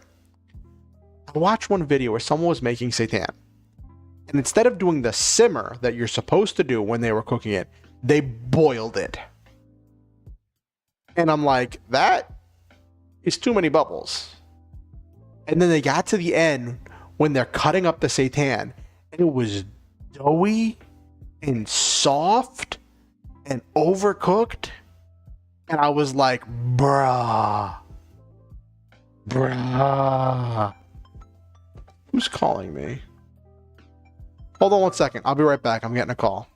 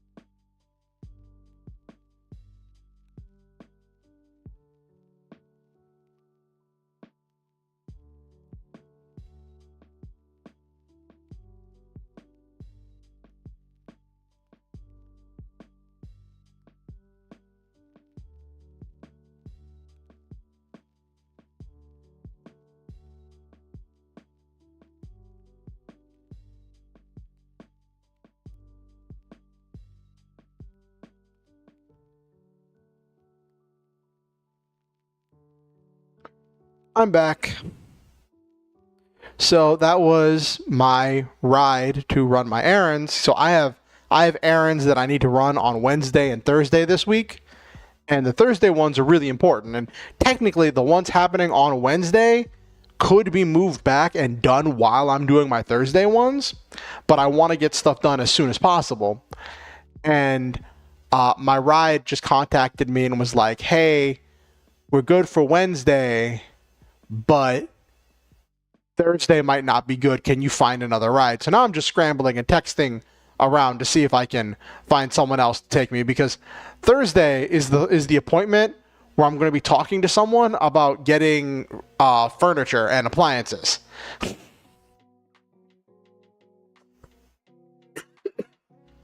I really, really don't want to have to call an Uber to get me across from one end of town to the other, because like I now absolutely cannot afford to be wasting money.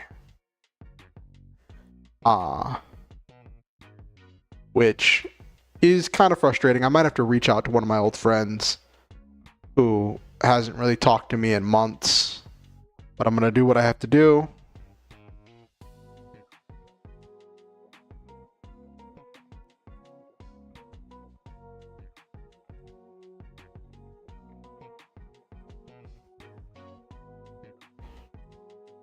But yeah, so that just happened. Getting the live updates on my life. Let's talk about something else, because I've been talking about Satan for pretty much an hour.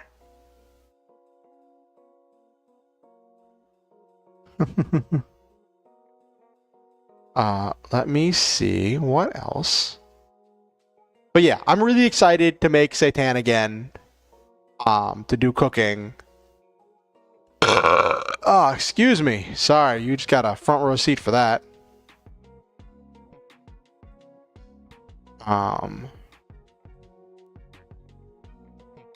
You just got a front row seat for that. Let's see.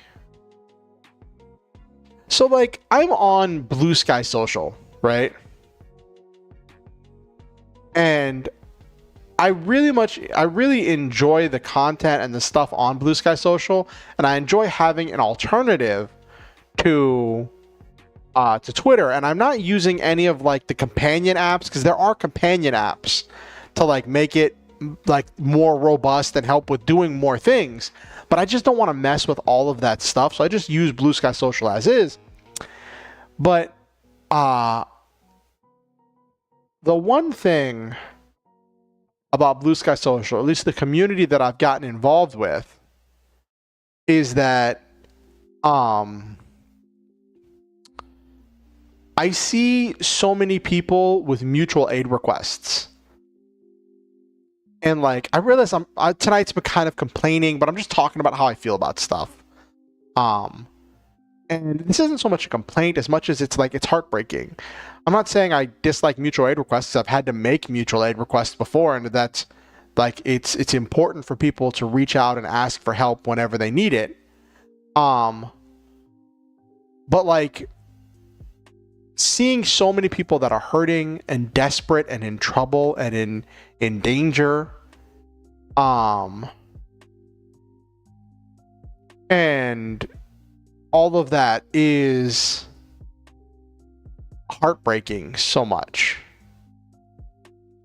Just seeing so many people, like I see them and I repost and all of that stuff.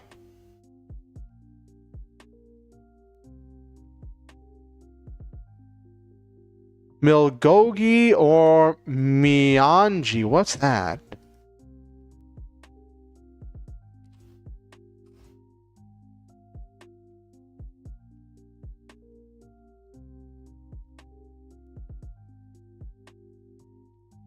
It's Satan in another language.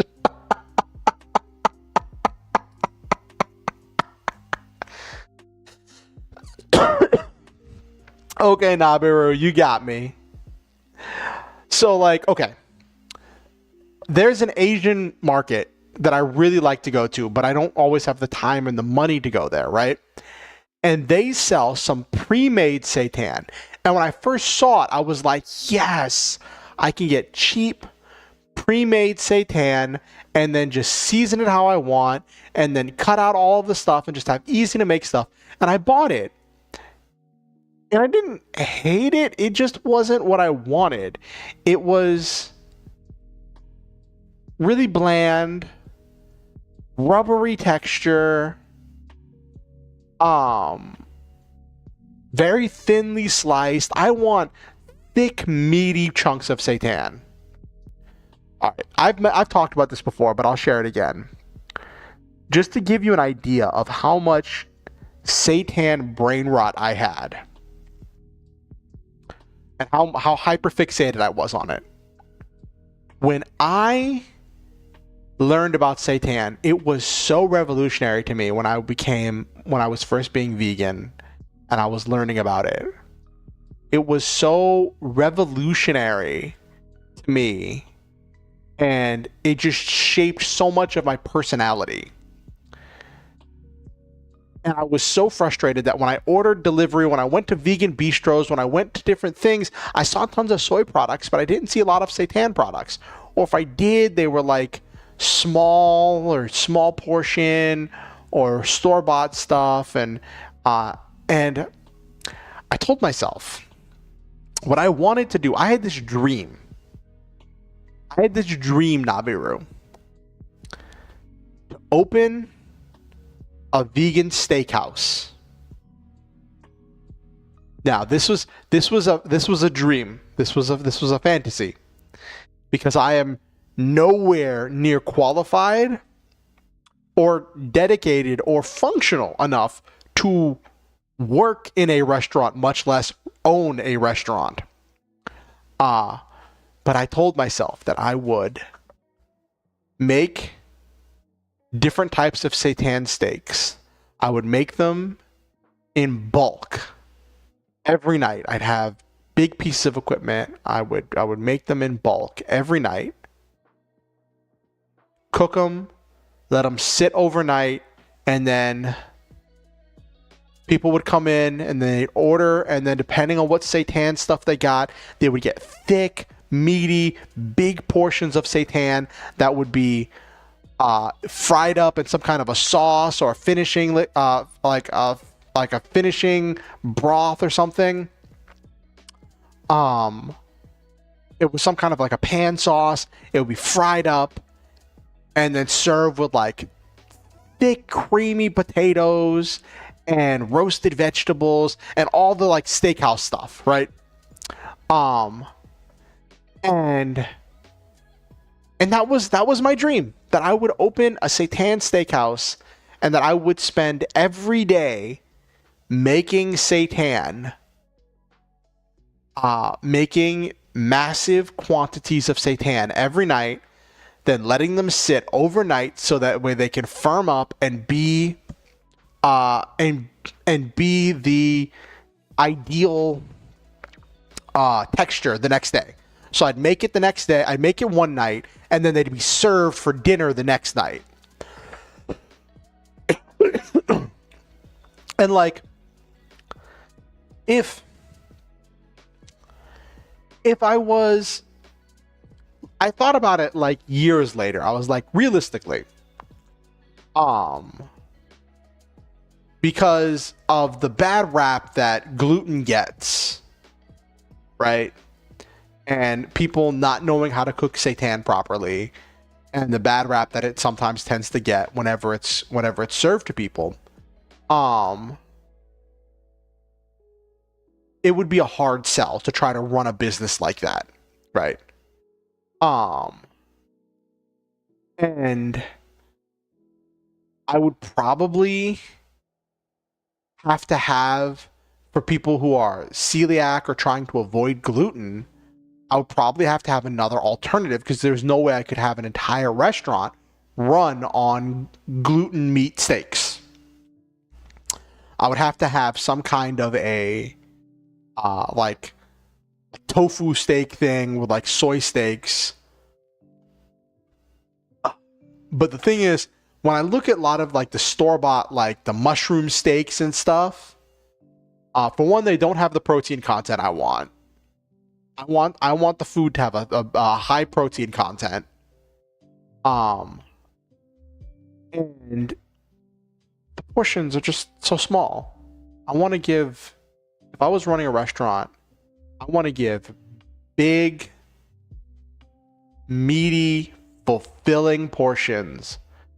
To know that not like food challenge level of portions, but like the kind of portions where someone knows that they're full when they're done, right? So yeah, that was my dream. I know it sounds so silly. Like looking back on it, I know I would get so burnt out. I would go maybe when I was at the height of my hyperfixation, I might have gone at most 6 months of making seitan every day before I got burnt out. Um, I would probably have just gotten.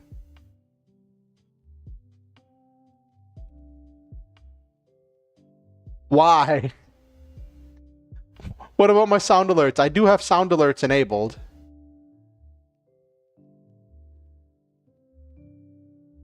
Were you gonna do something silly, Nabiru? I have sound alerts on Twitch. I try to make sure that all the sound alerts are things that won't get me copyright struck.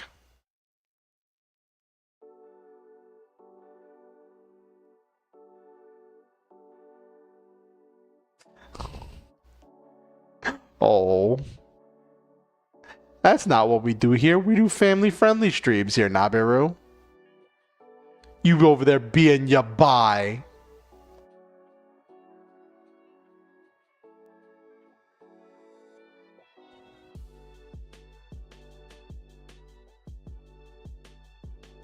Okay, you being little Miss Silly over there. Silva, Nabiru's being ya bye.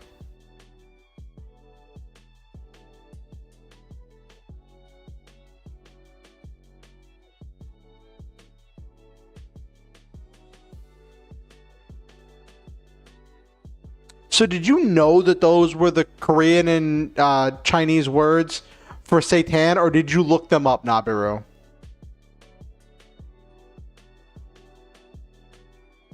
Yes. Exactly, Noel Main. See, Nabiru is being yabai.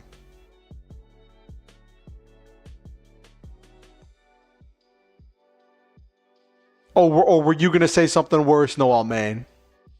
Oh, you looked them up. I thought it would be really funny if, like, I'm on this, like, whole Satan tangent and Nabiru's like, let me hit you with some Satan knowledge. I was, like, when I looked it up, I was like, hold on. Is Nabiru about to be like... For a second, I had a moment where I'm like, are you, like, an expert in, like, making different recipes of seitan and you've just been letting me cook this whole time?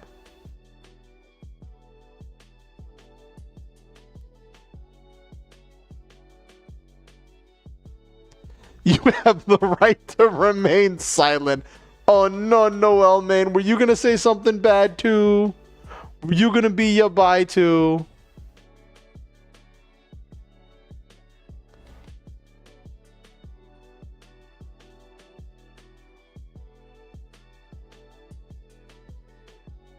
Wholesomely yabai. Okay.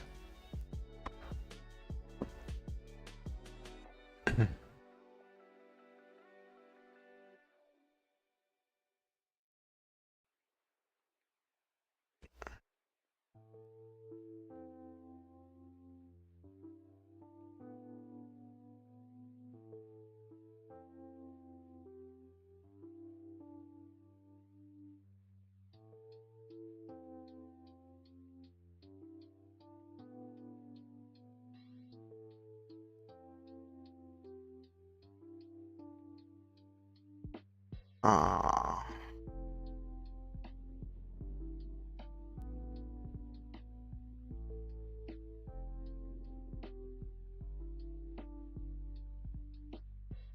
Okay.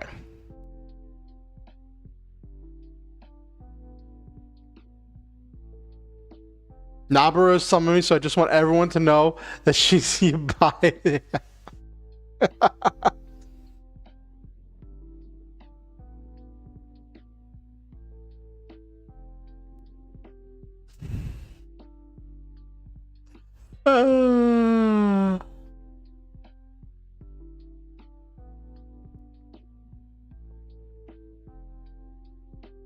See, I was ready to move on. It. You're saying you're not Yabai?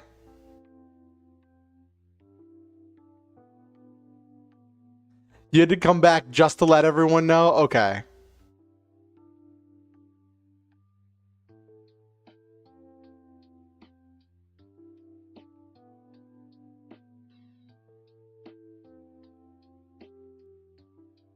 Okay, so like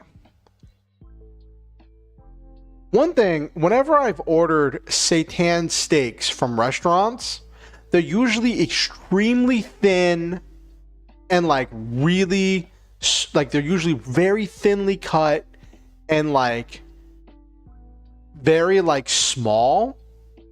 And like here, I found a picture of someone being like, "Oh, look at this great seitan recipe." Hello, Jesus. Yes, you use Skype and Discord. Hey, nothing wrong with that, Nabiru. We're just chilling.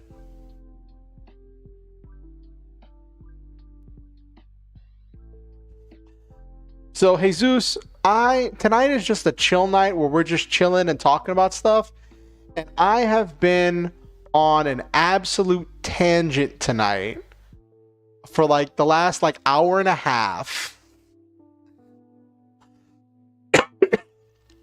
Talking about cooking and talking about specifically seitan.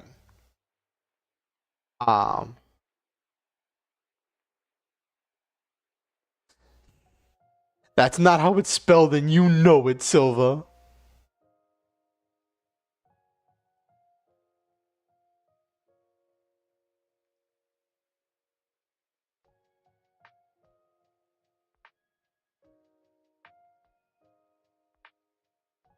Okay, so let me show you something.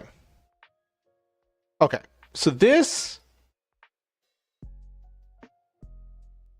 is like the kind of stuff that I would want to serve, except I would want a much larger steak. Like, except I would probably not do like cubed potatoes. I probably would have done, I probably would do mashed potatoes, but like, again, you'd probably just want to have different types of potatoes for different people's things. So yes, what I was talking about, the last thing I was talking about was, when I first learned about seitan and I was new to being vegan, and seitan was such a revolutionary thing to me, and it was so amazing to me, I had this dream that I would open a vegan steakhouse serving big, meaty portions of seitan with the different types of sides, and I wouldn't use the store-bought stuff. I'd make it all myself, and I would make it every night, let it sit overnight in order to get to something like that, Silva. And I would let it sit overnight to get the perfect texture, and I would just have just these massive seitan steaks. I think that's like I just grabbed a picture of a seitan steak off Google, but I think that's probably like an 8-ounce thing, and that's standard steak size. But I'm fat.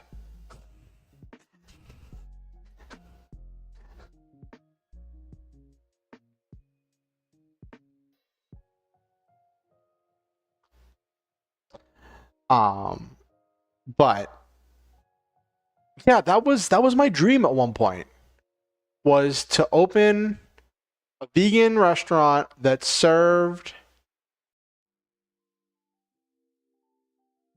It's actually really funny, Nabarro. Blue raspberry is not even a raspberry.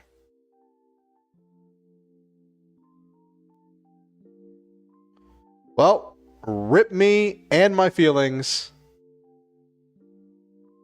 My backup ride for Thursday just texted me back and said that Thursday morning is full for her, which means I have no ride to get to any of my appointments on Thursday.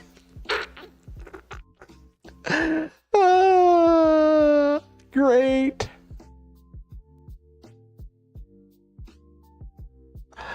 I'll figure something out. I'll probably have to reschedule them for another day. So you're DMing me. Oh no. What did I do wrong?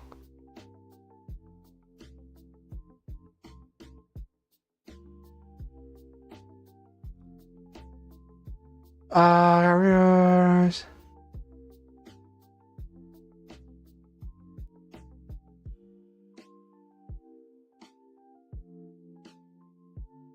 Okay, I'll talk to you privately after stream.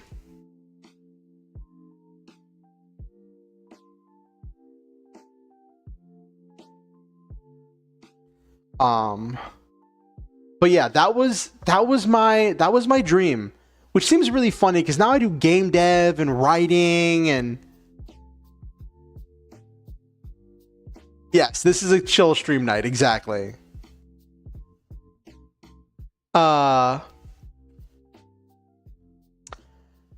do so many things now with like the game dev, the writing, so many different writing projects, the streaming, the running games, and all of that stuff, right? And all of that stuff. The thought that like there was a point in my life where I wanted to run a restaurant is kind of funny.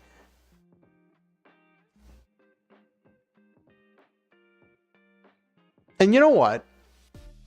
Now that I have my own place, and I'm going to,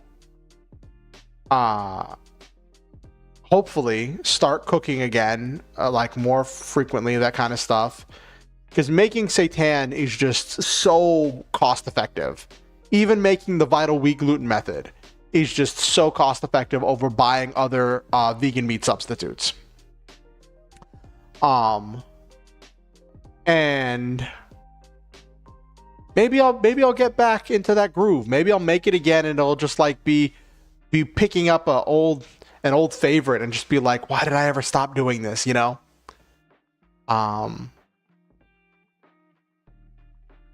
And the funny thing is, I don't know. Hey, Okusen, good to see you. How are you feeling? How are you doing?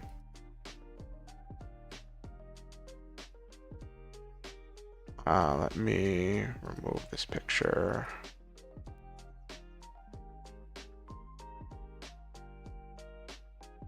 All right.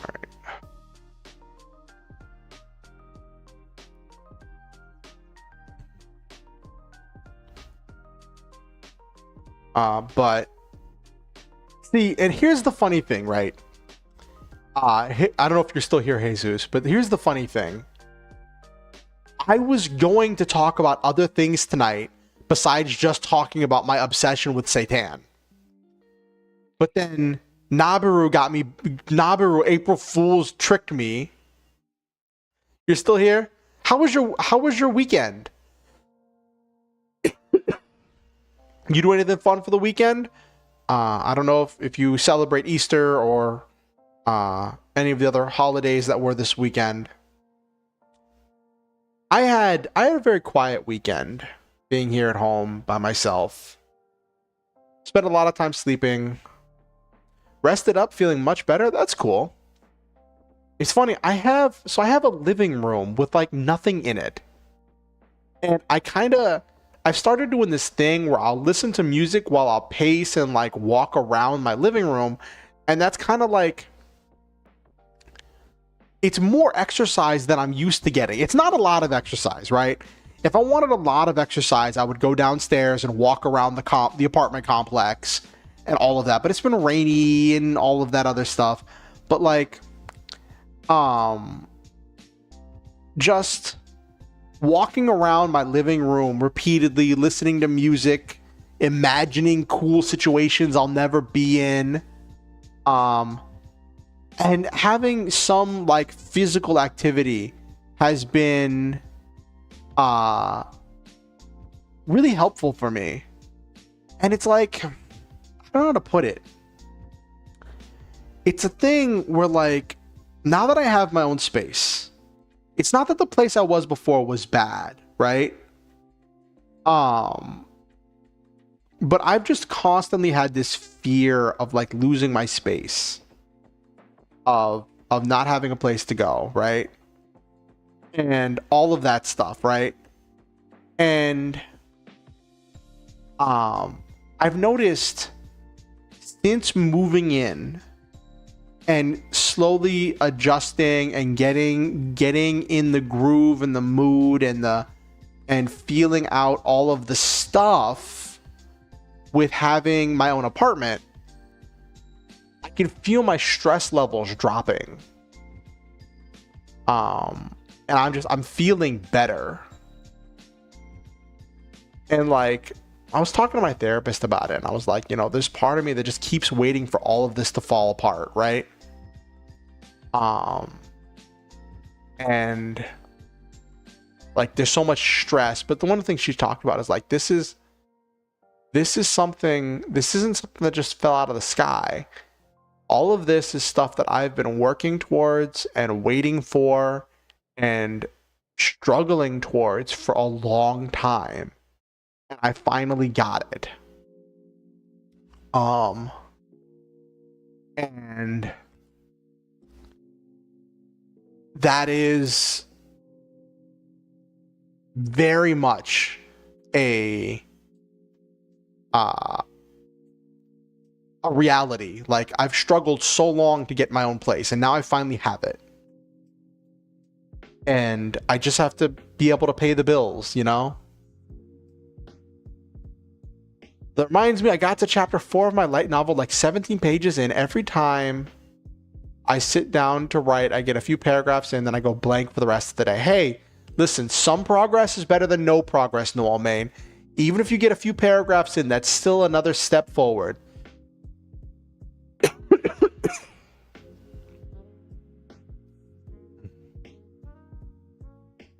Yeah, that's kind of where I'm at, Navi Room. With all of the stuff, that's one of the things that I'm supposed to do Thursday. I'm meeting with this case manager to like talk about getting some stuff from this charitable organization that sets you up. What should she say? So it's like you get a new bed, and I get to pick from some lightly used furniture, and I get an allowance in order to spend on buying certain kitchen appliances. Well, any appliances, like a small microwave or a small TV and stuff.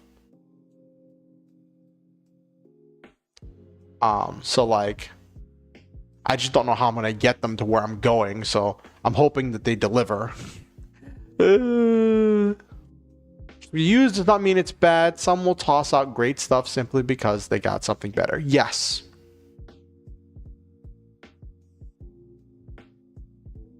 I almost did a writing stream tonight.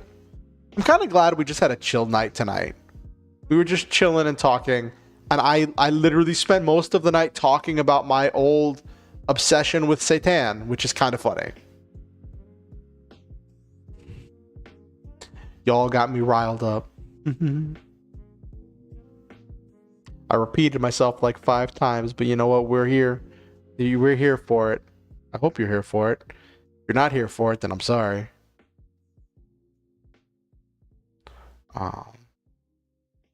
But yeah. I'm doing the best I can with what I've got.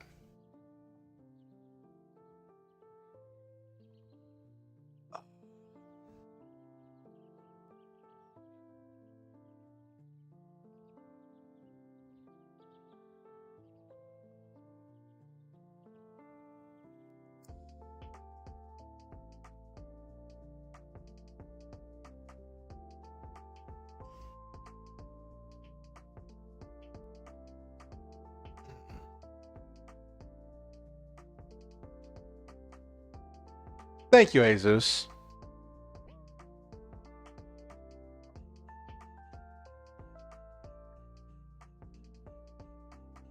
Admittedly, you weren't here for when I went off on a whole tangent describing all the primary different ways to make seitan.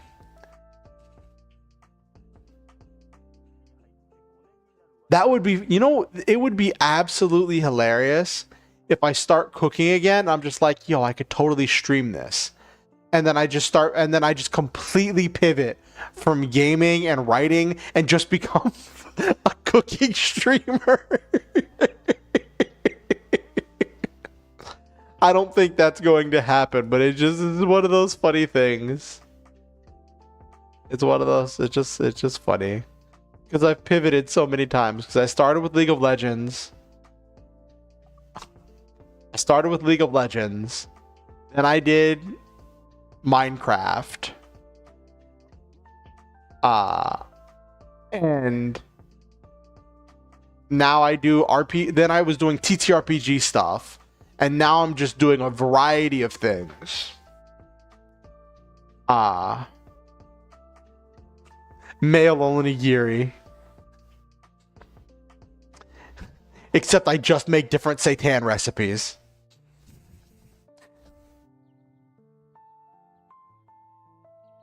I don't even know. My kitchen is kind of small. I don't even know how I would set up a camera in there.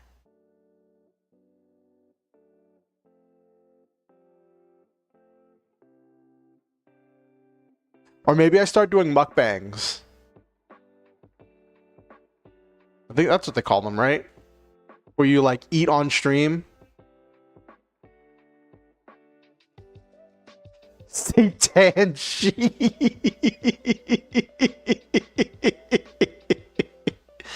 Oh my gosh, don't encourage me, Nabiru.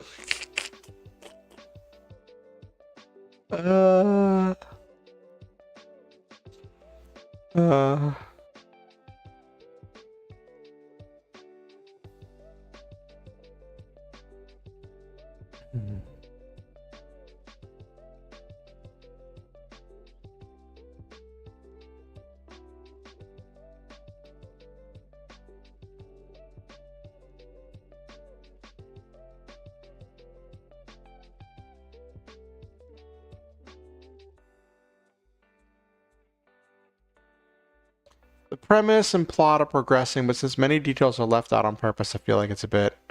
That's rough. When you're intentionally leaving out parts of the plot, that can feel really rough. Oh, cool. I'm happy for you that you're getting better at the job. Is this the new job you were the one who just got a job, right, Jesus? After looking for a job for a while or something?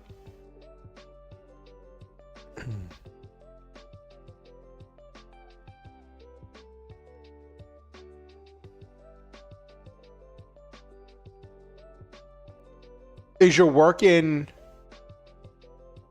Oh, wow. I could never do that. Dealing with the public in a situation like that, I would be like... I would be having panic attacks. I'd be afraid that people would be mad at me. And like, I don't think I could pull it off.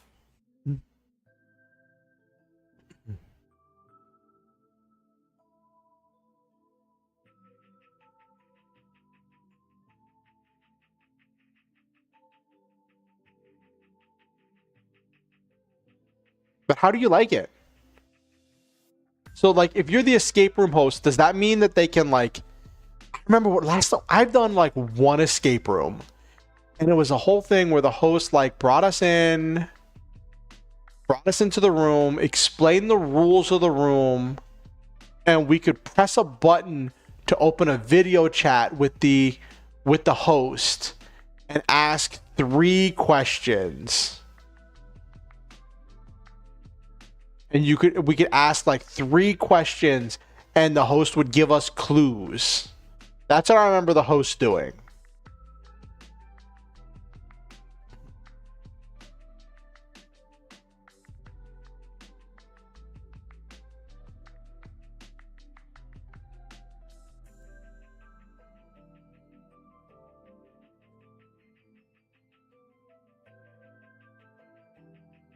You're a scare actor. You're a scare actor. How does that work?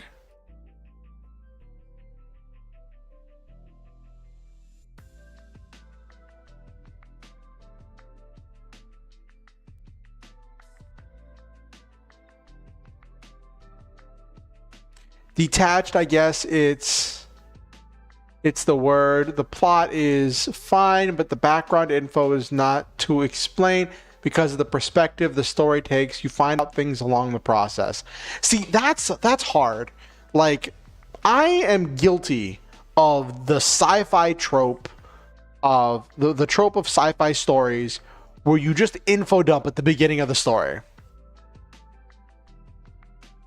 Legends of the Hidden Legends of the Hidden Temple.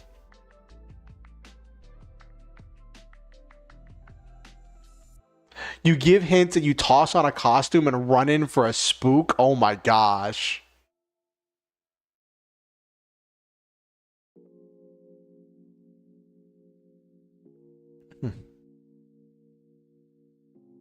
Yes, Legends of the Hidden Temple was a treasure.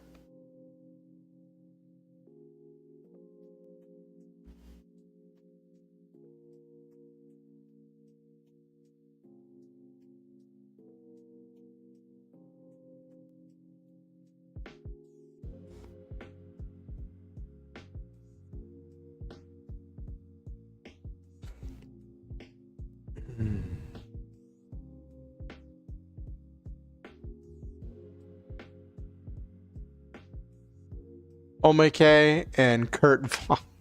Gosh. Oh my goodness.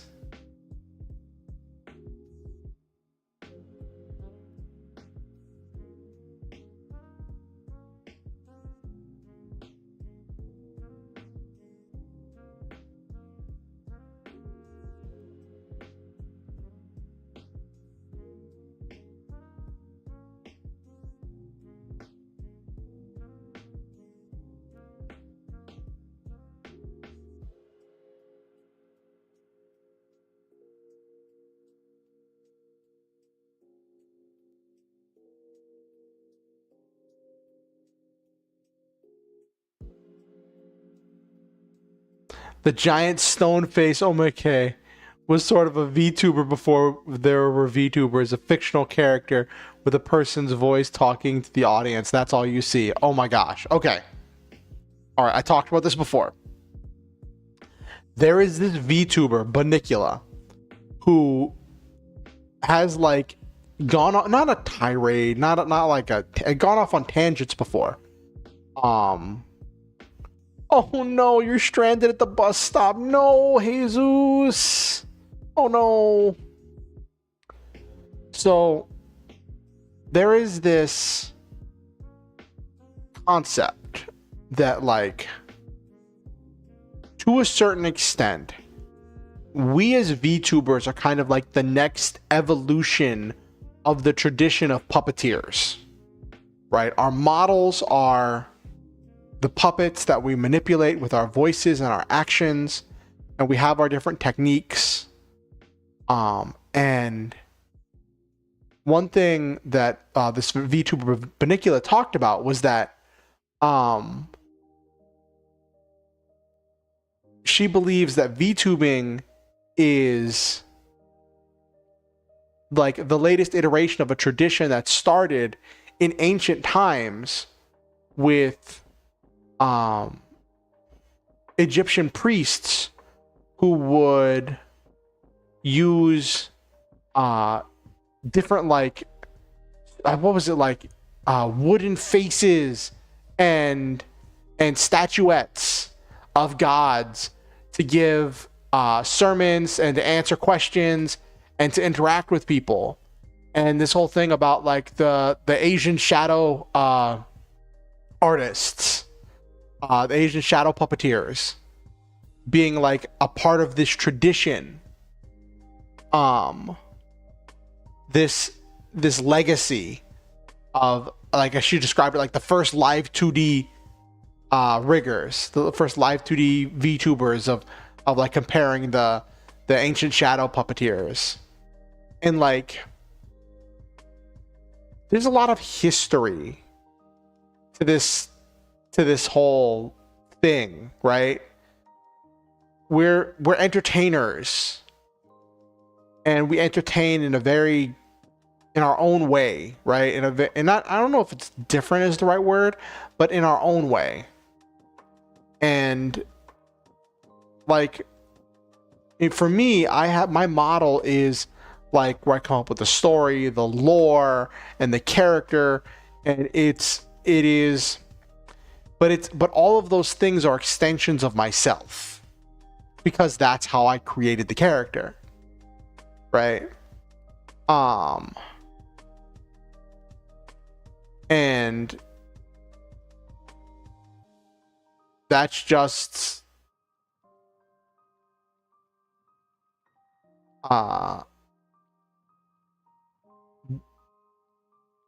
one of the interesting things about this experience, you know?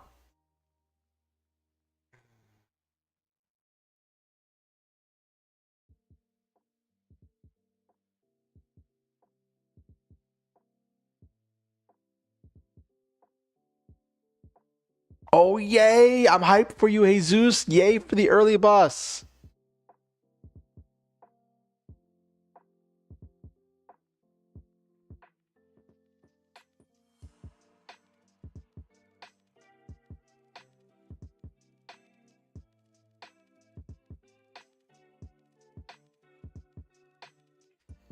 I think VTubers are really cool too. I should hope I think they're really cool. Favorite Zoids pilot. Okay. All right. Well, that's actually really funny.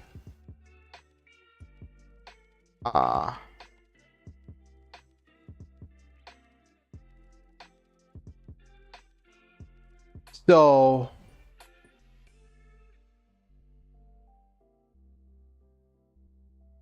let me get the name. I want to make sure I have the right name.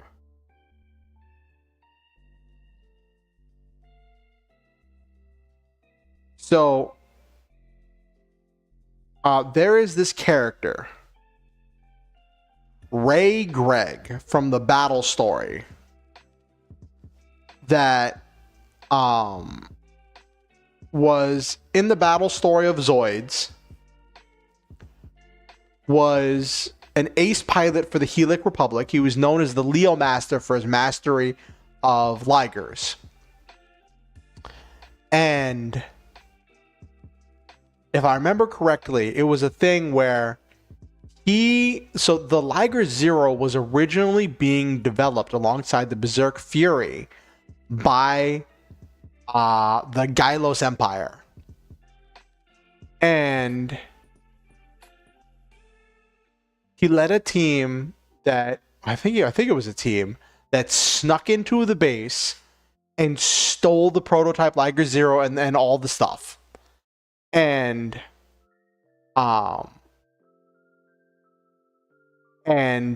because of him, the Helic Republic got the Liger Zero, and they were able to finish development of the Liger Zero based on the prototype that Ray Greg stole.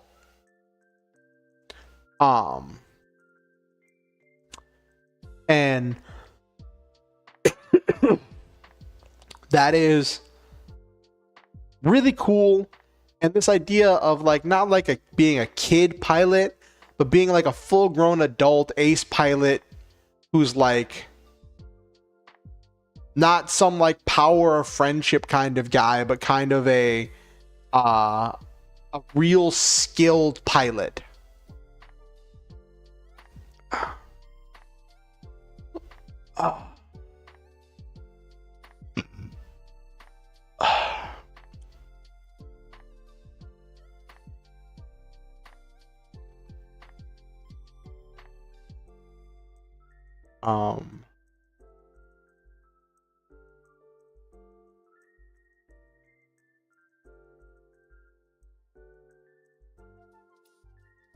But yes, I would say Ray Greg.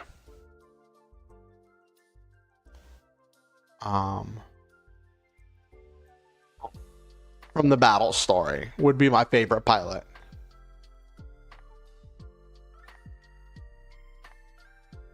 And he was one of the few pilots who could handle the Liger Zero, not Liger Zero, the Shield Liger DCS-J.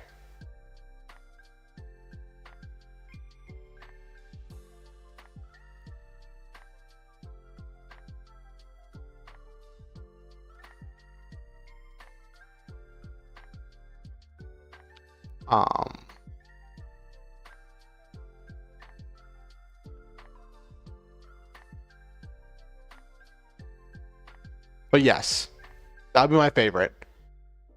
I haven't played any of the games with him in it. He appeared in Zoid's Full Metal Crash and the Zoid's Battle card game. I think he was in Zoid's Tactics, but those games never got English translations. It is an absolute crying shame that Zoid's Tactics never got an English translation. And I really wish someone would create a patch for Zoid's Tactics, because it is essentially a Super Robot Wars game. So it's like a Fire Emblem game, except it's Zoids and you're playing through a part of the battle story.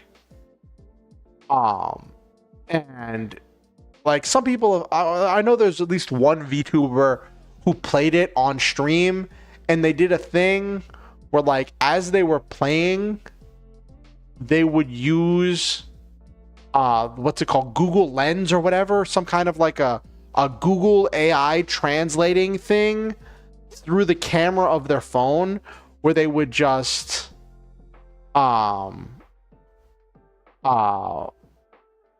like get the picture and then it would translate the picture of the screen. And they did that whenever they didn't know what was going on, and they skipped through the entire story and just played through the missions.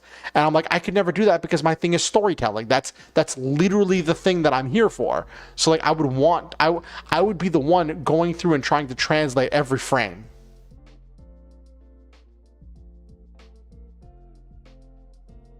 Think up my own Zoids. When I was okay. So when I was a kid, when I was a wee lad, right? I loved underdogs. I loved stories about underdogs, right? And I would imagine myself as a super talented pilot or Pokemon trainer or whatever, using whatever anime I was imagining myself in. I would imagine myself using the weakest thing possible and finding creative ways to use it to overcome great obstacles, because that was so cool to me when I was a kid.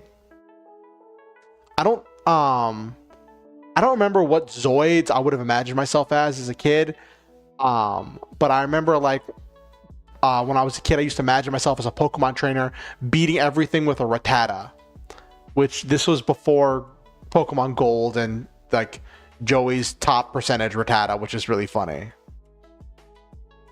This was like when I was playing Pokemon Red. But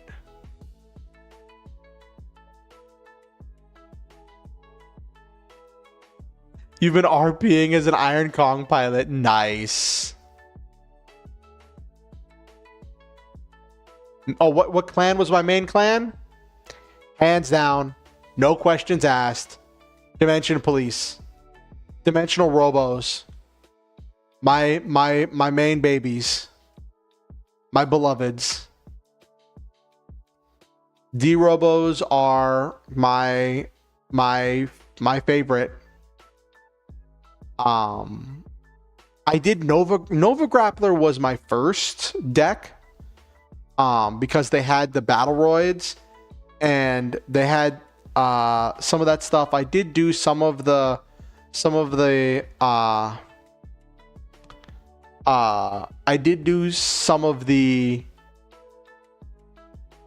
later Nova Grappler stuff too. But Dimensional Robos were my beloveds.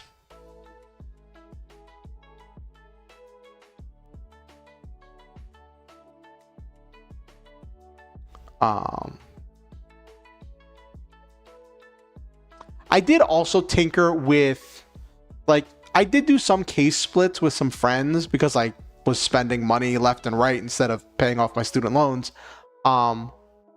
I did uh I did buy some Royal Paladin and Gold Paladin decks. I liked Ezel.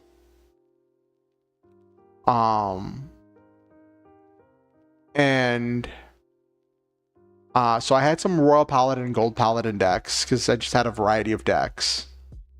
But Dimensional Robos were my mains. Rattata isn't even that bad. I used to imagine like trying to teach my Rattata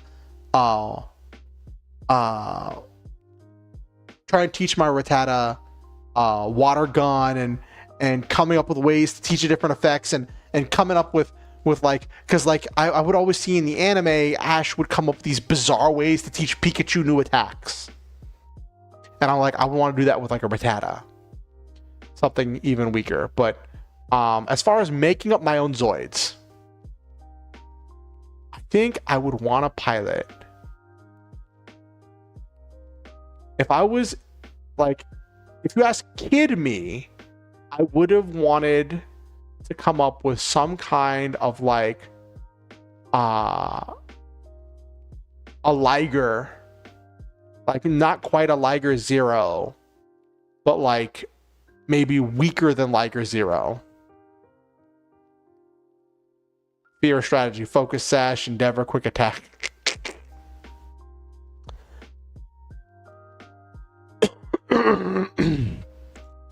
But I would probably want to pilot a Zoid that's like some kind of a Liger that is, yes, cool robots for the win. Absolutely.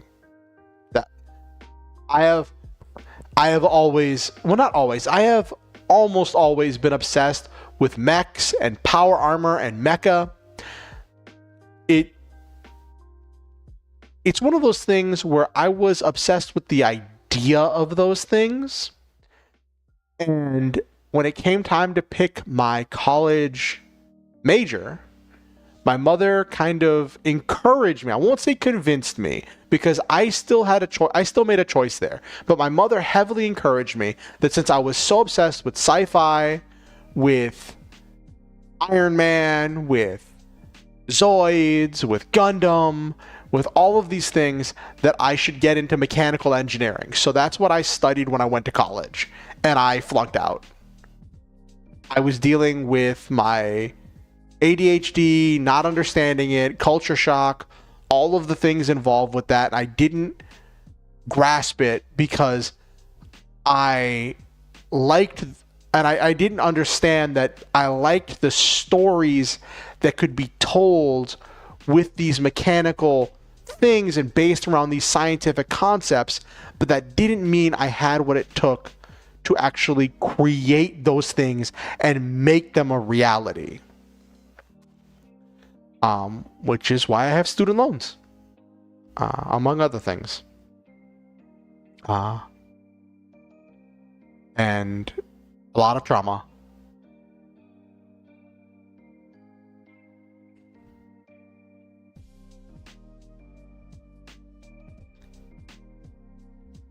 Yeah, we do what we can with what we have. And there's a lot of things with college and how expensive it is that it just gets so it gets so haunting. Like I don't want to delve on it too much, but like, yeah, I don't know why I started talking. Like, you asked me about making up Zoids, and that brought up stuff about coming up with stories when I was a kid, and like, I just kind of went off on another tangent. But you know what? It's not Satan, so we're moving forward.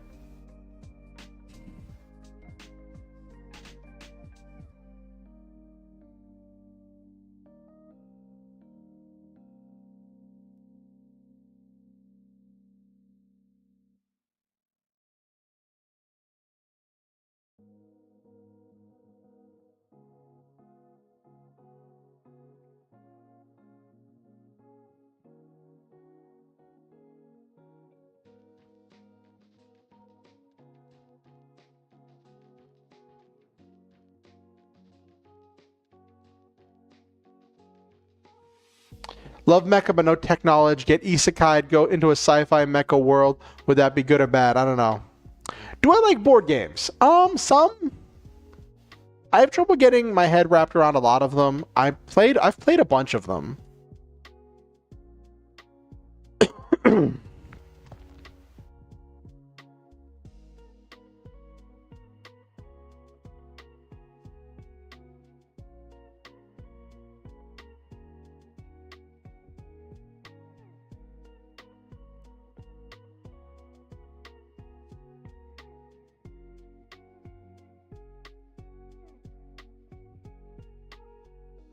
Um, but it's a like so like I grew up playing Monopoly. I grew up on like my family would play games of Monopoly that would run until sunrise, right? Um, Played all kinds of board games as a kid. Didn't get into all of them, but I did them because it was a family thing that was happening.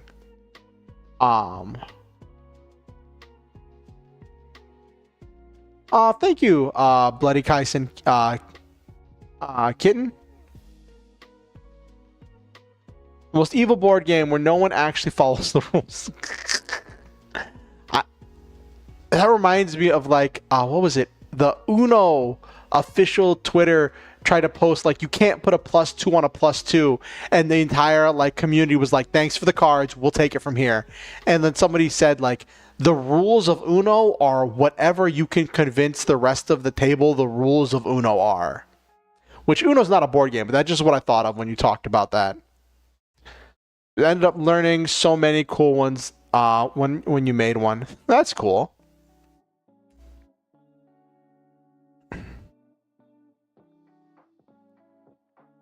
Yeah, you just made the cards. We got it from here. Exactly. Anyway, how are you doing, Bloody Kaisen Kitten?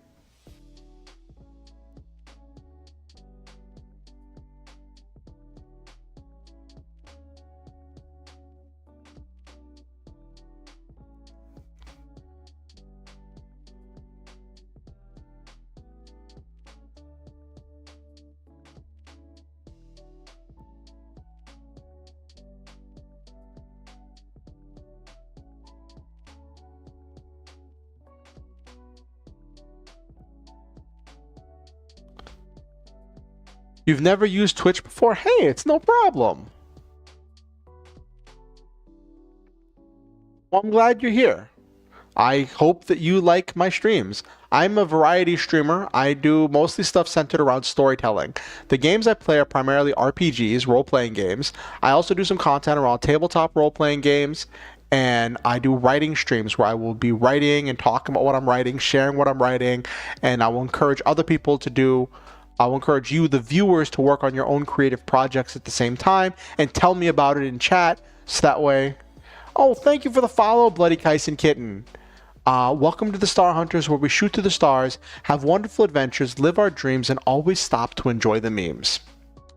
So I do, I'm a variety streamer and VTuber, and I do, like I said, some RPGs. Pokemon had a little bit of everything. Like, Pokemon kind of swept the world, and there is something of everything of Pokemon.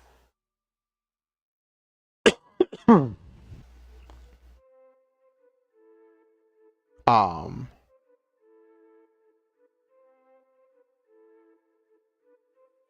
Pokemon Master Trainer is really cool. It just shouldn't be played by children. I'd believe it.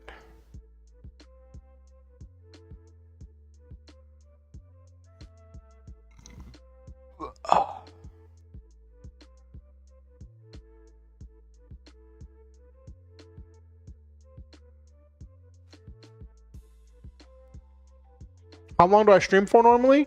Normally I start at 8:30 p.m. EST, and I go till 11:30 p.m. EST, so we're probably going to be ending here soon. But I normally stream for about 3 hours a night, 2 nights a week, Mondays and Mondays and Fridays. If I do other streams, I'll announce them. You can follow me on social media or on join my Discord. I post in there. Though sometimes I'm really late with the posts, so I'll post like after I've already gone live.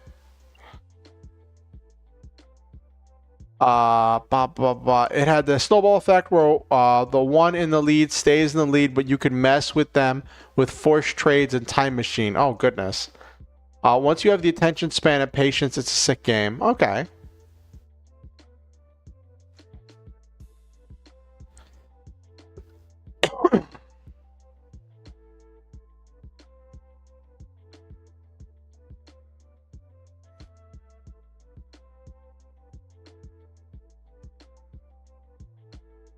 Oh, that's great. I'll be glad to have you. I'm glad to have you in the community. I think that you are a valued and unique and worthy member of the community. You are a valuable and worthwhile person who is deserving of good things and happiness.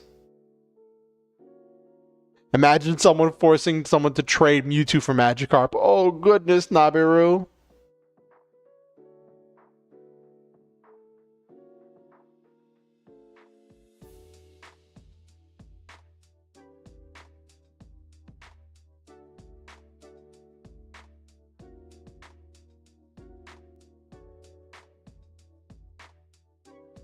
So one thing about me, Bloody Kyson Kitten, at the end of streams, I normally like to speak positivity and say words of affirmation about my viewers. I try to remember to do that during the stream as well, especially whenever I get new people, because I believe it's important for each of us to speak positivity and goodness into the lives of each other. I think it is helpful and valuable for all of us to speak words of affirmation to each other, even if they don't always feel comfortable. If it's going a little bit, if it's going a little bit out. I don't know if comfortable is the right word. Even if it feels a little bit awkward sometimes, I think it's still a valuable thing to do in order to build powerful connections with each other and lift each other up. It's okay. It's only okay if I could find the Gyarados later. Gyarados was statted as a 3rd Evo anyways. Yep, get the Magikarp, then get the Gyarados.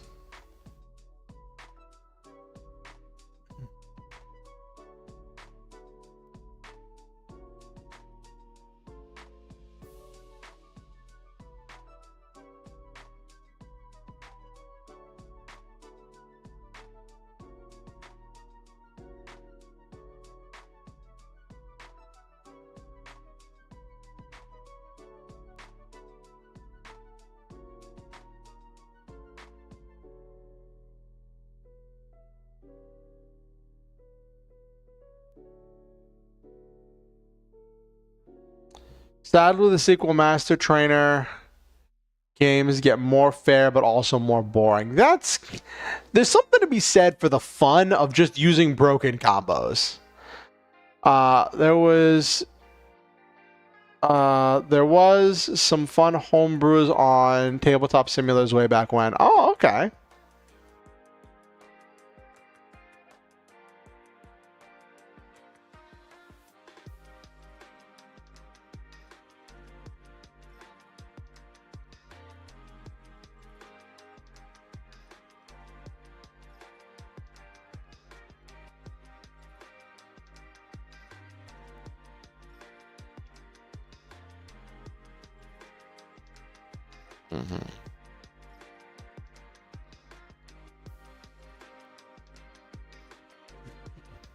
Just saw funny. Hey, Skinny Bones Aaron. I'm doing so as far as the game that I'm developing for my RPG Maker project, I have a lot of ideas down. I have a very crude version of a game design document put together. And I have a lot of ideas. But the thing is that I need to build a prototype in order to test things. I want to have a very functional whatchamacallit, battle system. And I need to do some tests in order to test the battle system out. And the problem with that is that's going to require a lot of plugins, or at least more than plugins than I have. And the big batch of plugins that I want to get costs money. And I do not have the money for that right now. I just moved into a new apartment. I have a lot of new bills. I have my electric bill and my internet bill and my rent and all of that stuff. So that part of the development of the game is kind of on hold a little bit. I might do some more development to like flesh out more of the story stuff, but the actual like game mechanics stuff is kind of it's kind of on pause until I'm confident in my income that I can spend money on buying the pack of plugins that I need. So that's where that's at right now. But I have a design. So once I get those plugins and I can put them together and make sure they all work together and there's no compatibility issues with them, I should be able to build a prototype and get it out to a couple test players in order to get some test data on the combat system. Excuse me. So that's where the game development's at, Skinny Bones Aaron.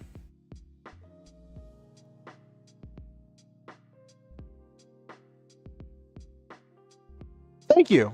Well, it's glad to see you. I'm actually just getting ready to wind down. I think that you're wonderful, a valuable person, and that you are worthy of love and deserving of happiness and good things. I think that you are a special and important and one-of-a-kind individual, and I am grateful to have you in this community, and I'm glad that you chose to stop by, Skinny Bones Aaron. For anyone who's wondering why like you see me responding to someone who you don't see in chat, I'm streaming on both YouTube and Twitch. So I have I have the chats displayed separately because you can't have a combined chat. You can't have combined chat whenever you're doing dual streaming now. So I have them displayed separately. That's probably still not a no-go, but I'm just I'm doing the best I can with what I've got. But you can look on the screen and see the other chat.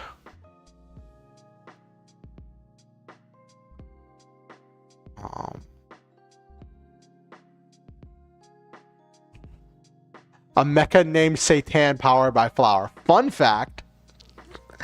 Oh my gosh, you keep dragging me back in, Nabiru. For my food mech universe. Hold on one second.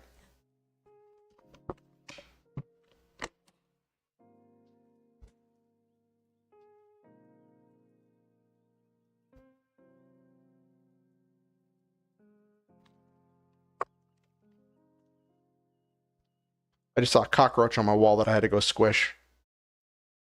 Give me a second.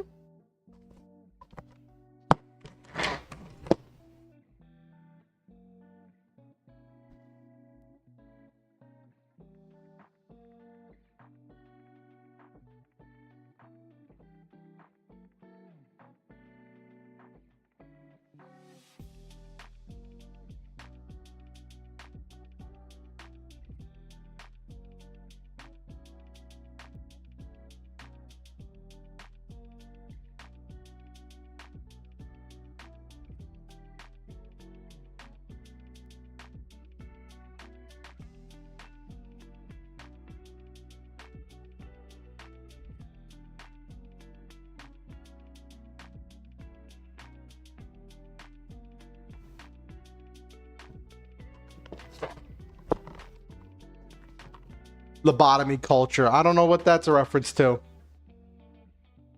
So in my Food Mecha universe, for the Veggie Republic, their mass-produced machine that they use for their primary mechs they can't fly, but they're very high mobility and can have boosters for doing boost jumps, and they have very conventional weapons with bullets and they're like only like energy weapons are like heated blades or vibro daggers, I think, And they're named the Satans. So they're like these smaller brown mechs, but then the large super robot type mechs that they use are the Tempes.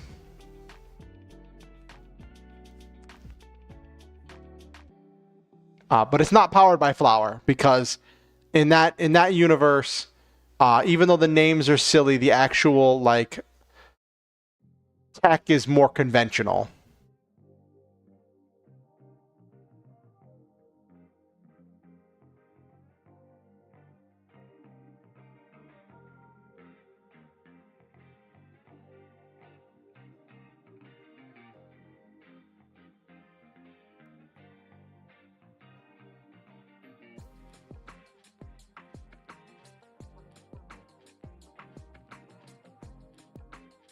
What is...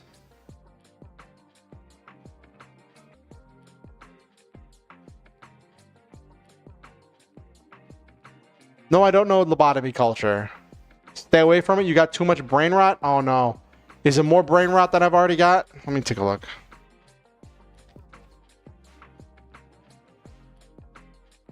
Lobotomy culture. What is this?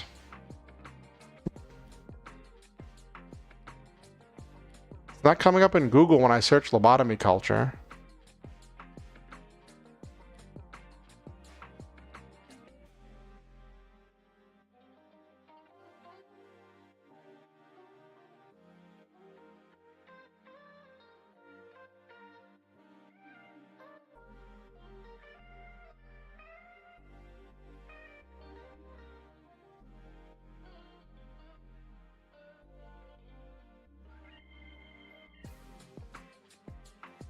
Now you got me curious, Noel Main.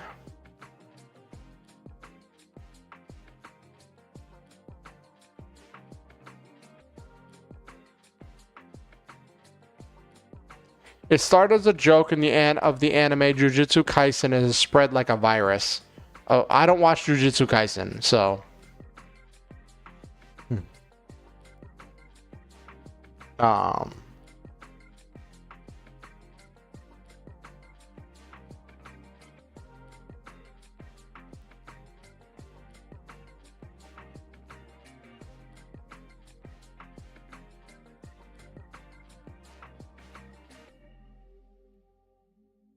Listen, all right, Nabiru, I gotta know. I gotta know. You got said in my chat, so I gotta know.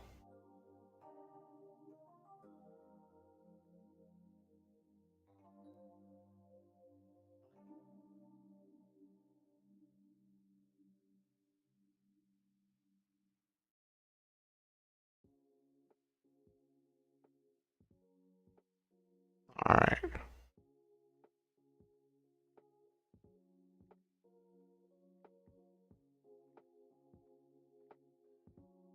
Okay. You know what I have been listening to a lot of ASCII lately, the Hololive Diva.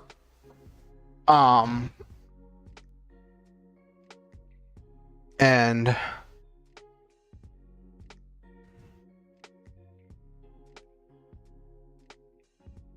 eating fingers to gain powers. Yeah, that's the whole thing.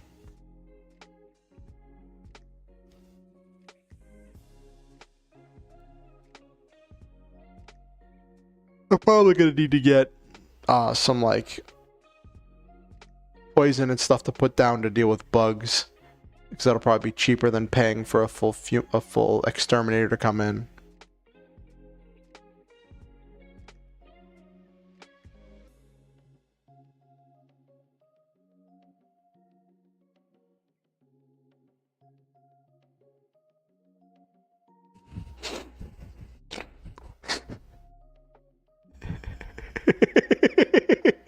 Okay, so there's this really popular, well, I think she's popular, Final Fantasy VII Tifa cosplayer who's like really active in the community and stuff, right?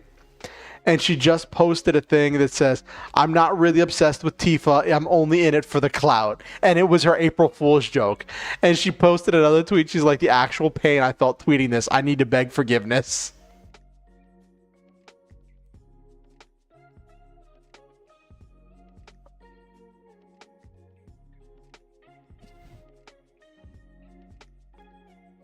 All right, let's wind down for the night.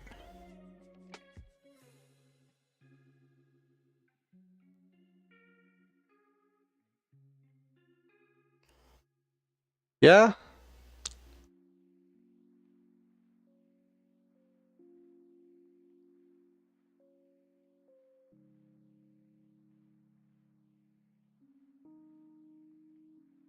Alrighty.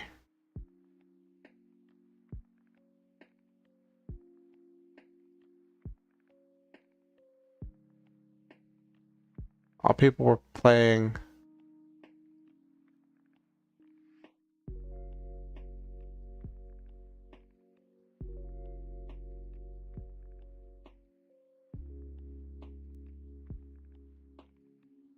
All right, let's wind down for the night. So, for those of you who don't know, even though I've said it like 4 times already, I like to end my streams by speaking positivity and words of affirmation. You may have heard me say them before. I'm not exactly the best with smithing different words of affirmation, but I like to get in certain points and get in certain ideas that I believe it's important that we share with each other. So I like to also try to name everybody who came into stream, because we had a number of people through tonight. I didn't know how many people were going to come tonight because I wasn't doing anything tonight. I was just kind of like hanging out, and I'm very glad we had people come through. To Silva, Nabiru, Noel Main, who else came through? Atomica J.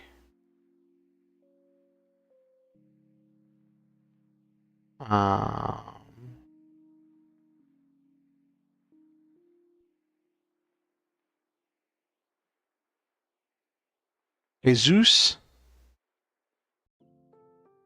And who else popped in here for chat? Okusen was here. And then we had the new person, Bloody Kaisen Kitten. And to everyone else who watched the stream and didn't say anything in chat, and to anyone who watches this VOD afterwards, I want to say to all of you, I love all of you, and I believe in each and every one of you. I think that each one of you is a truly precious, one-of-a-kind, and unique individual with a special potential to make this world a better place by living in it in a way that only you can. Thank you for coming to this stream. Thank you for being a member of this community. Thank you for making not only this community better, but making my life better. I appreciate each and every one of you. You are all valuable, worthy of love, and deserving of happiness and good things. Your hopes, fears, concerns, and dreams are valuable, worthy of notice, and valid. You matter. You are important. This world is better because you are in it. I'm grateful to have you here with me. Always remember that if nobody else believes in you, I believe in you. I believe in your infinite potential. And I'm sure there are others that believe in you too. If you're watching on YouTube, I do ask that you like the stream. It helps the algorithm with pushing it out and lets other people know that I'm here. If you're watching on Twitch, you can follow in order to be notified whenever I go live or put any new content out. Always remember the Star Hunter motto: shoot for the stars, have wonderful adventures, live your dreams, and always stop to enjoy the memes. And I value each and every one of you, and you are truly precious. And if you ever want to keep up with what I'm doing and keep up with my content, there are links where you can do that to keep up with me on Twitter, YouTube, Facebook, Blue Sky Social, Discord, all of those things. And there's links to that in the description down below, and on, I believe it's in the About panel on my Twitch. If one thing I do say is you are never required to donate to be here. You're never required, you're not expected to pay to be a member of this community. I appreciate and value each and every one of you. But with that said, I do very much appreciate the people who have donated in the past and who will donate in the future. People who have made things possible in my life that would not have been possible before. With the move and everything that's happened, people came out and helped me greatly in financial ways, and I appreciate all of those people who have done amazing things in my life and helped me do things that I could not have done before. And if you ever feel motivated to donate to improve the stream, to improve my life, to help me out with anything, there are links where you can do that down in the description below and on the donate panel on Twitch. The donate panel on Twitch should take you to my Ko-fi, where you can either make a one-time donation or you can sign up for a monthly donation. There's not any rewards for doing monthly donations. It's just kind of if you want to say that you appreciate me and want to help me out. It's not much, but every little bit helps, and I appreciate each and every one of you. And sometimes it's the thought that really counts for a lot of that stuff. I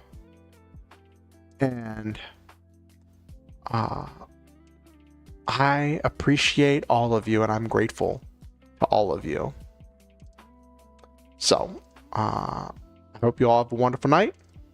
If you have any friends or neighbors or aunts or uncles or relatives or arch nemesis, co-worker, work wife, work husband, friends to lovers, enemies to friends, star-crossed lovers, anyone you think might enjoy my content, feel free to show them my content or invite them to the next stream. Next stream is going to be Friday, 8:30 p.m. EST. I don't know what we're going to do yet. We're kind of flying by the seat of our pants. It's almost a guerrilla stream, except it happens at the same time every week. But we'll see what happens. I might actually get back to gaming. I haven't done gaming in so long. We'll see where we get with that. But I appreciate all of you, and I'm grateful.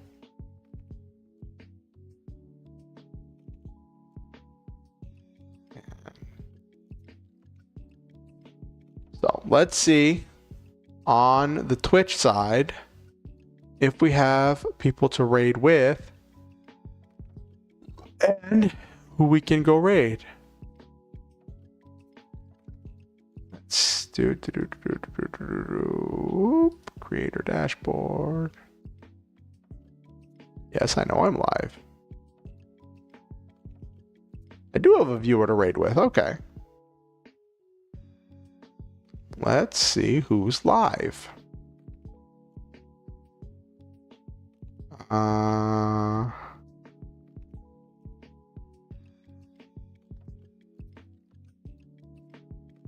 Lila's live. We could raid Lila. Ooh, Tantan's live. I haven't been to Tantan stream in forever. Banicula is live. I haven't been to Banicula stream in a while, and I did talk about Banicula tonight. Oh,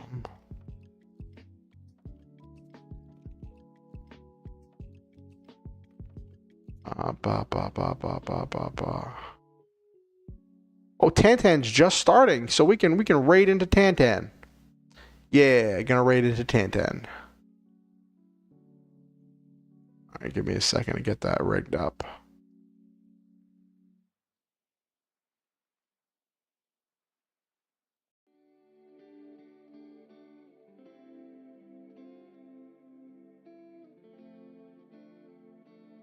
All right. Good night, everybody.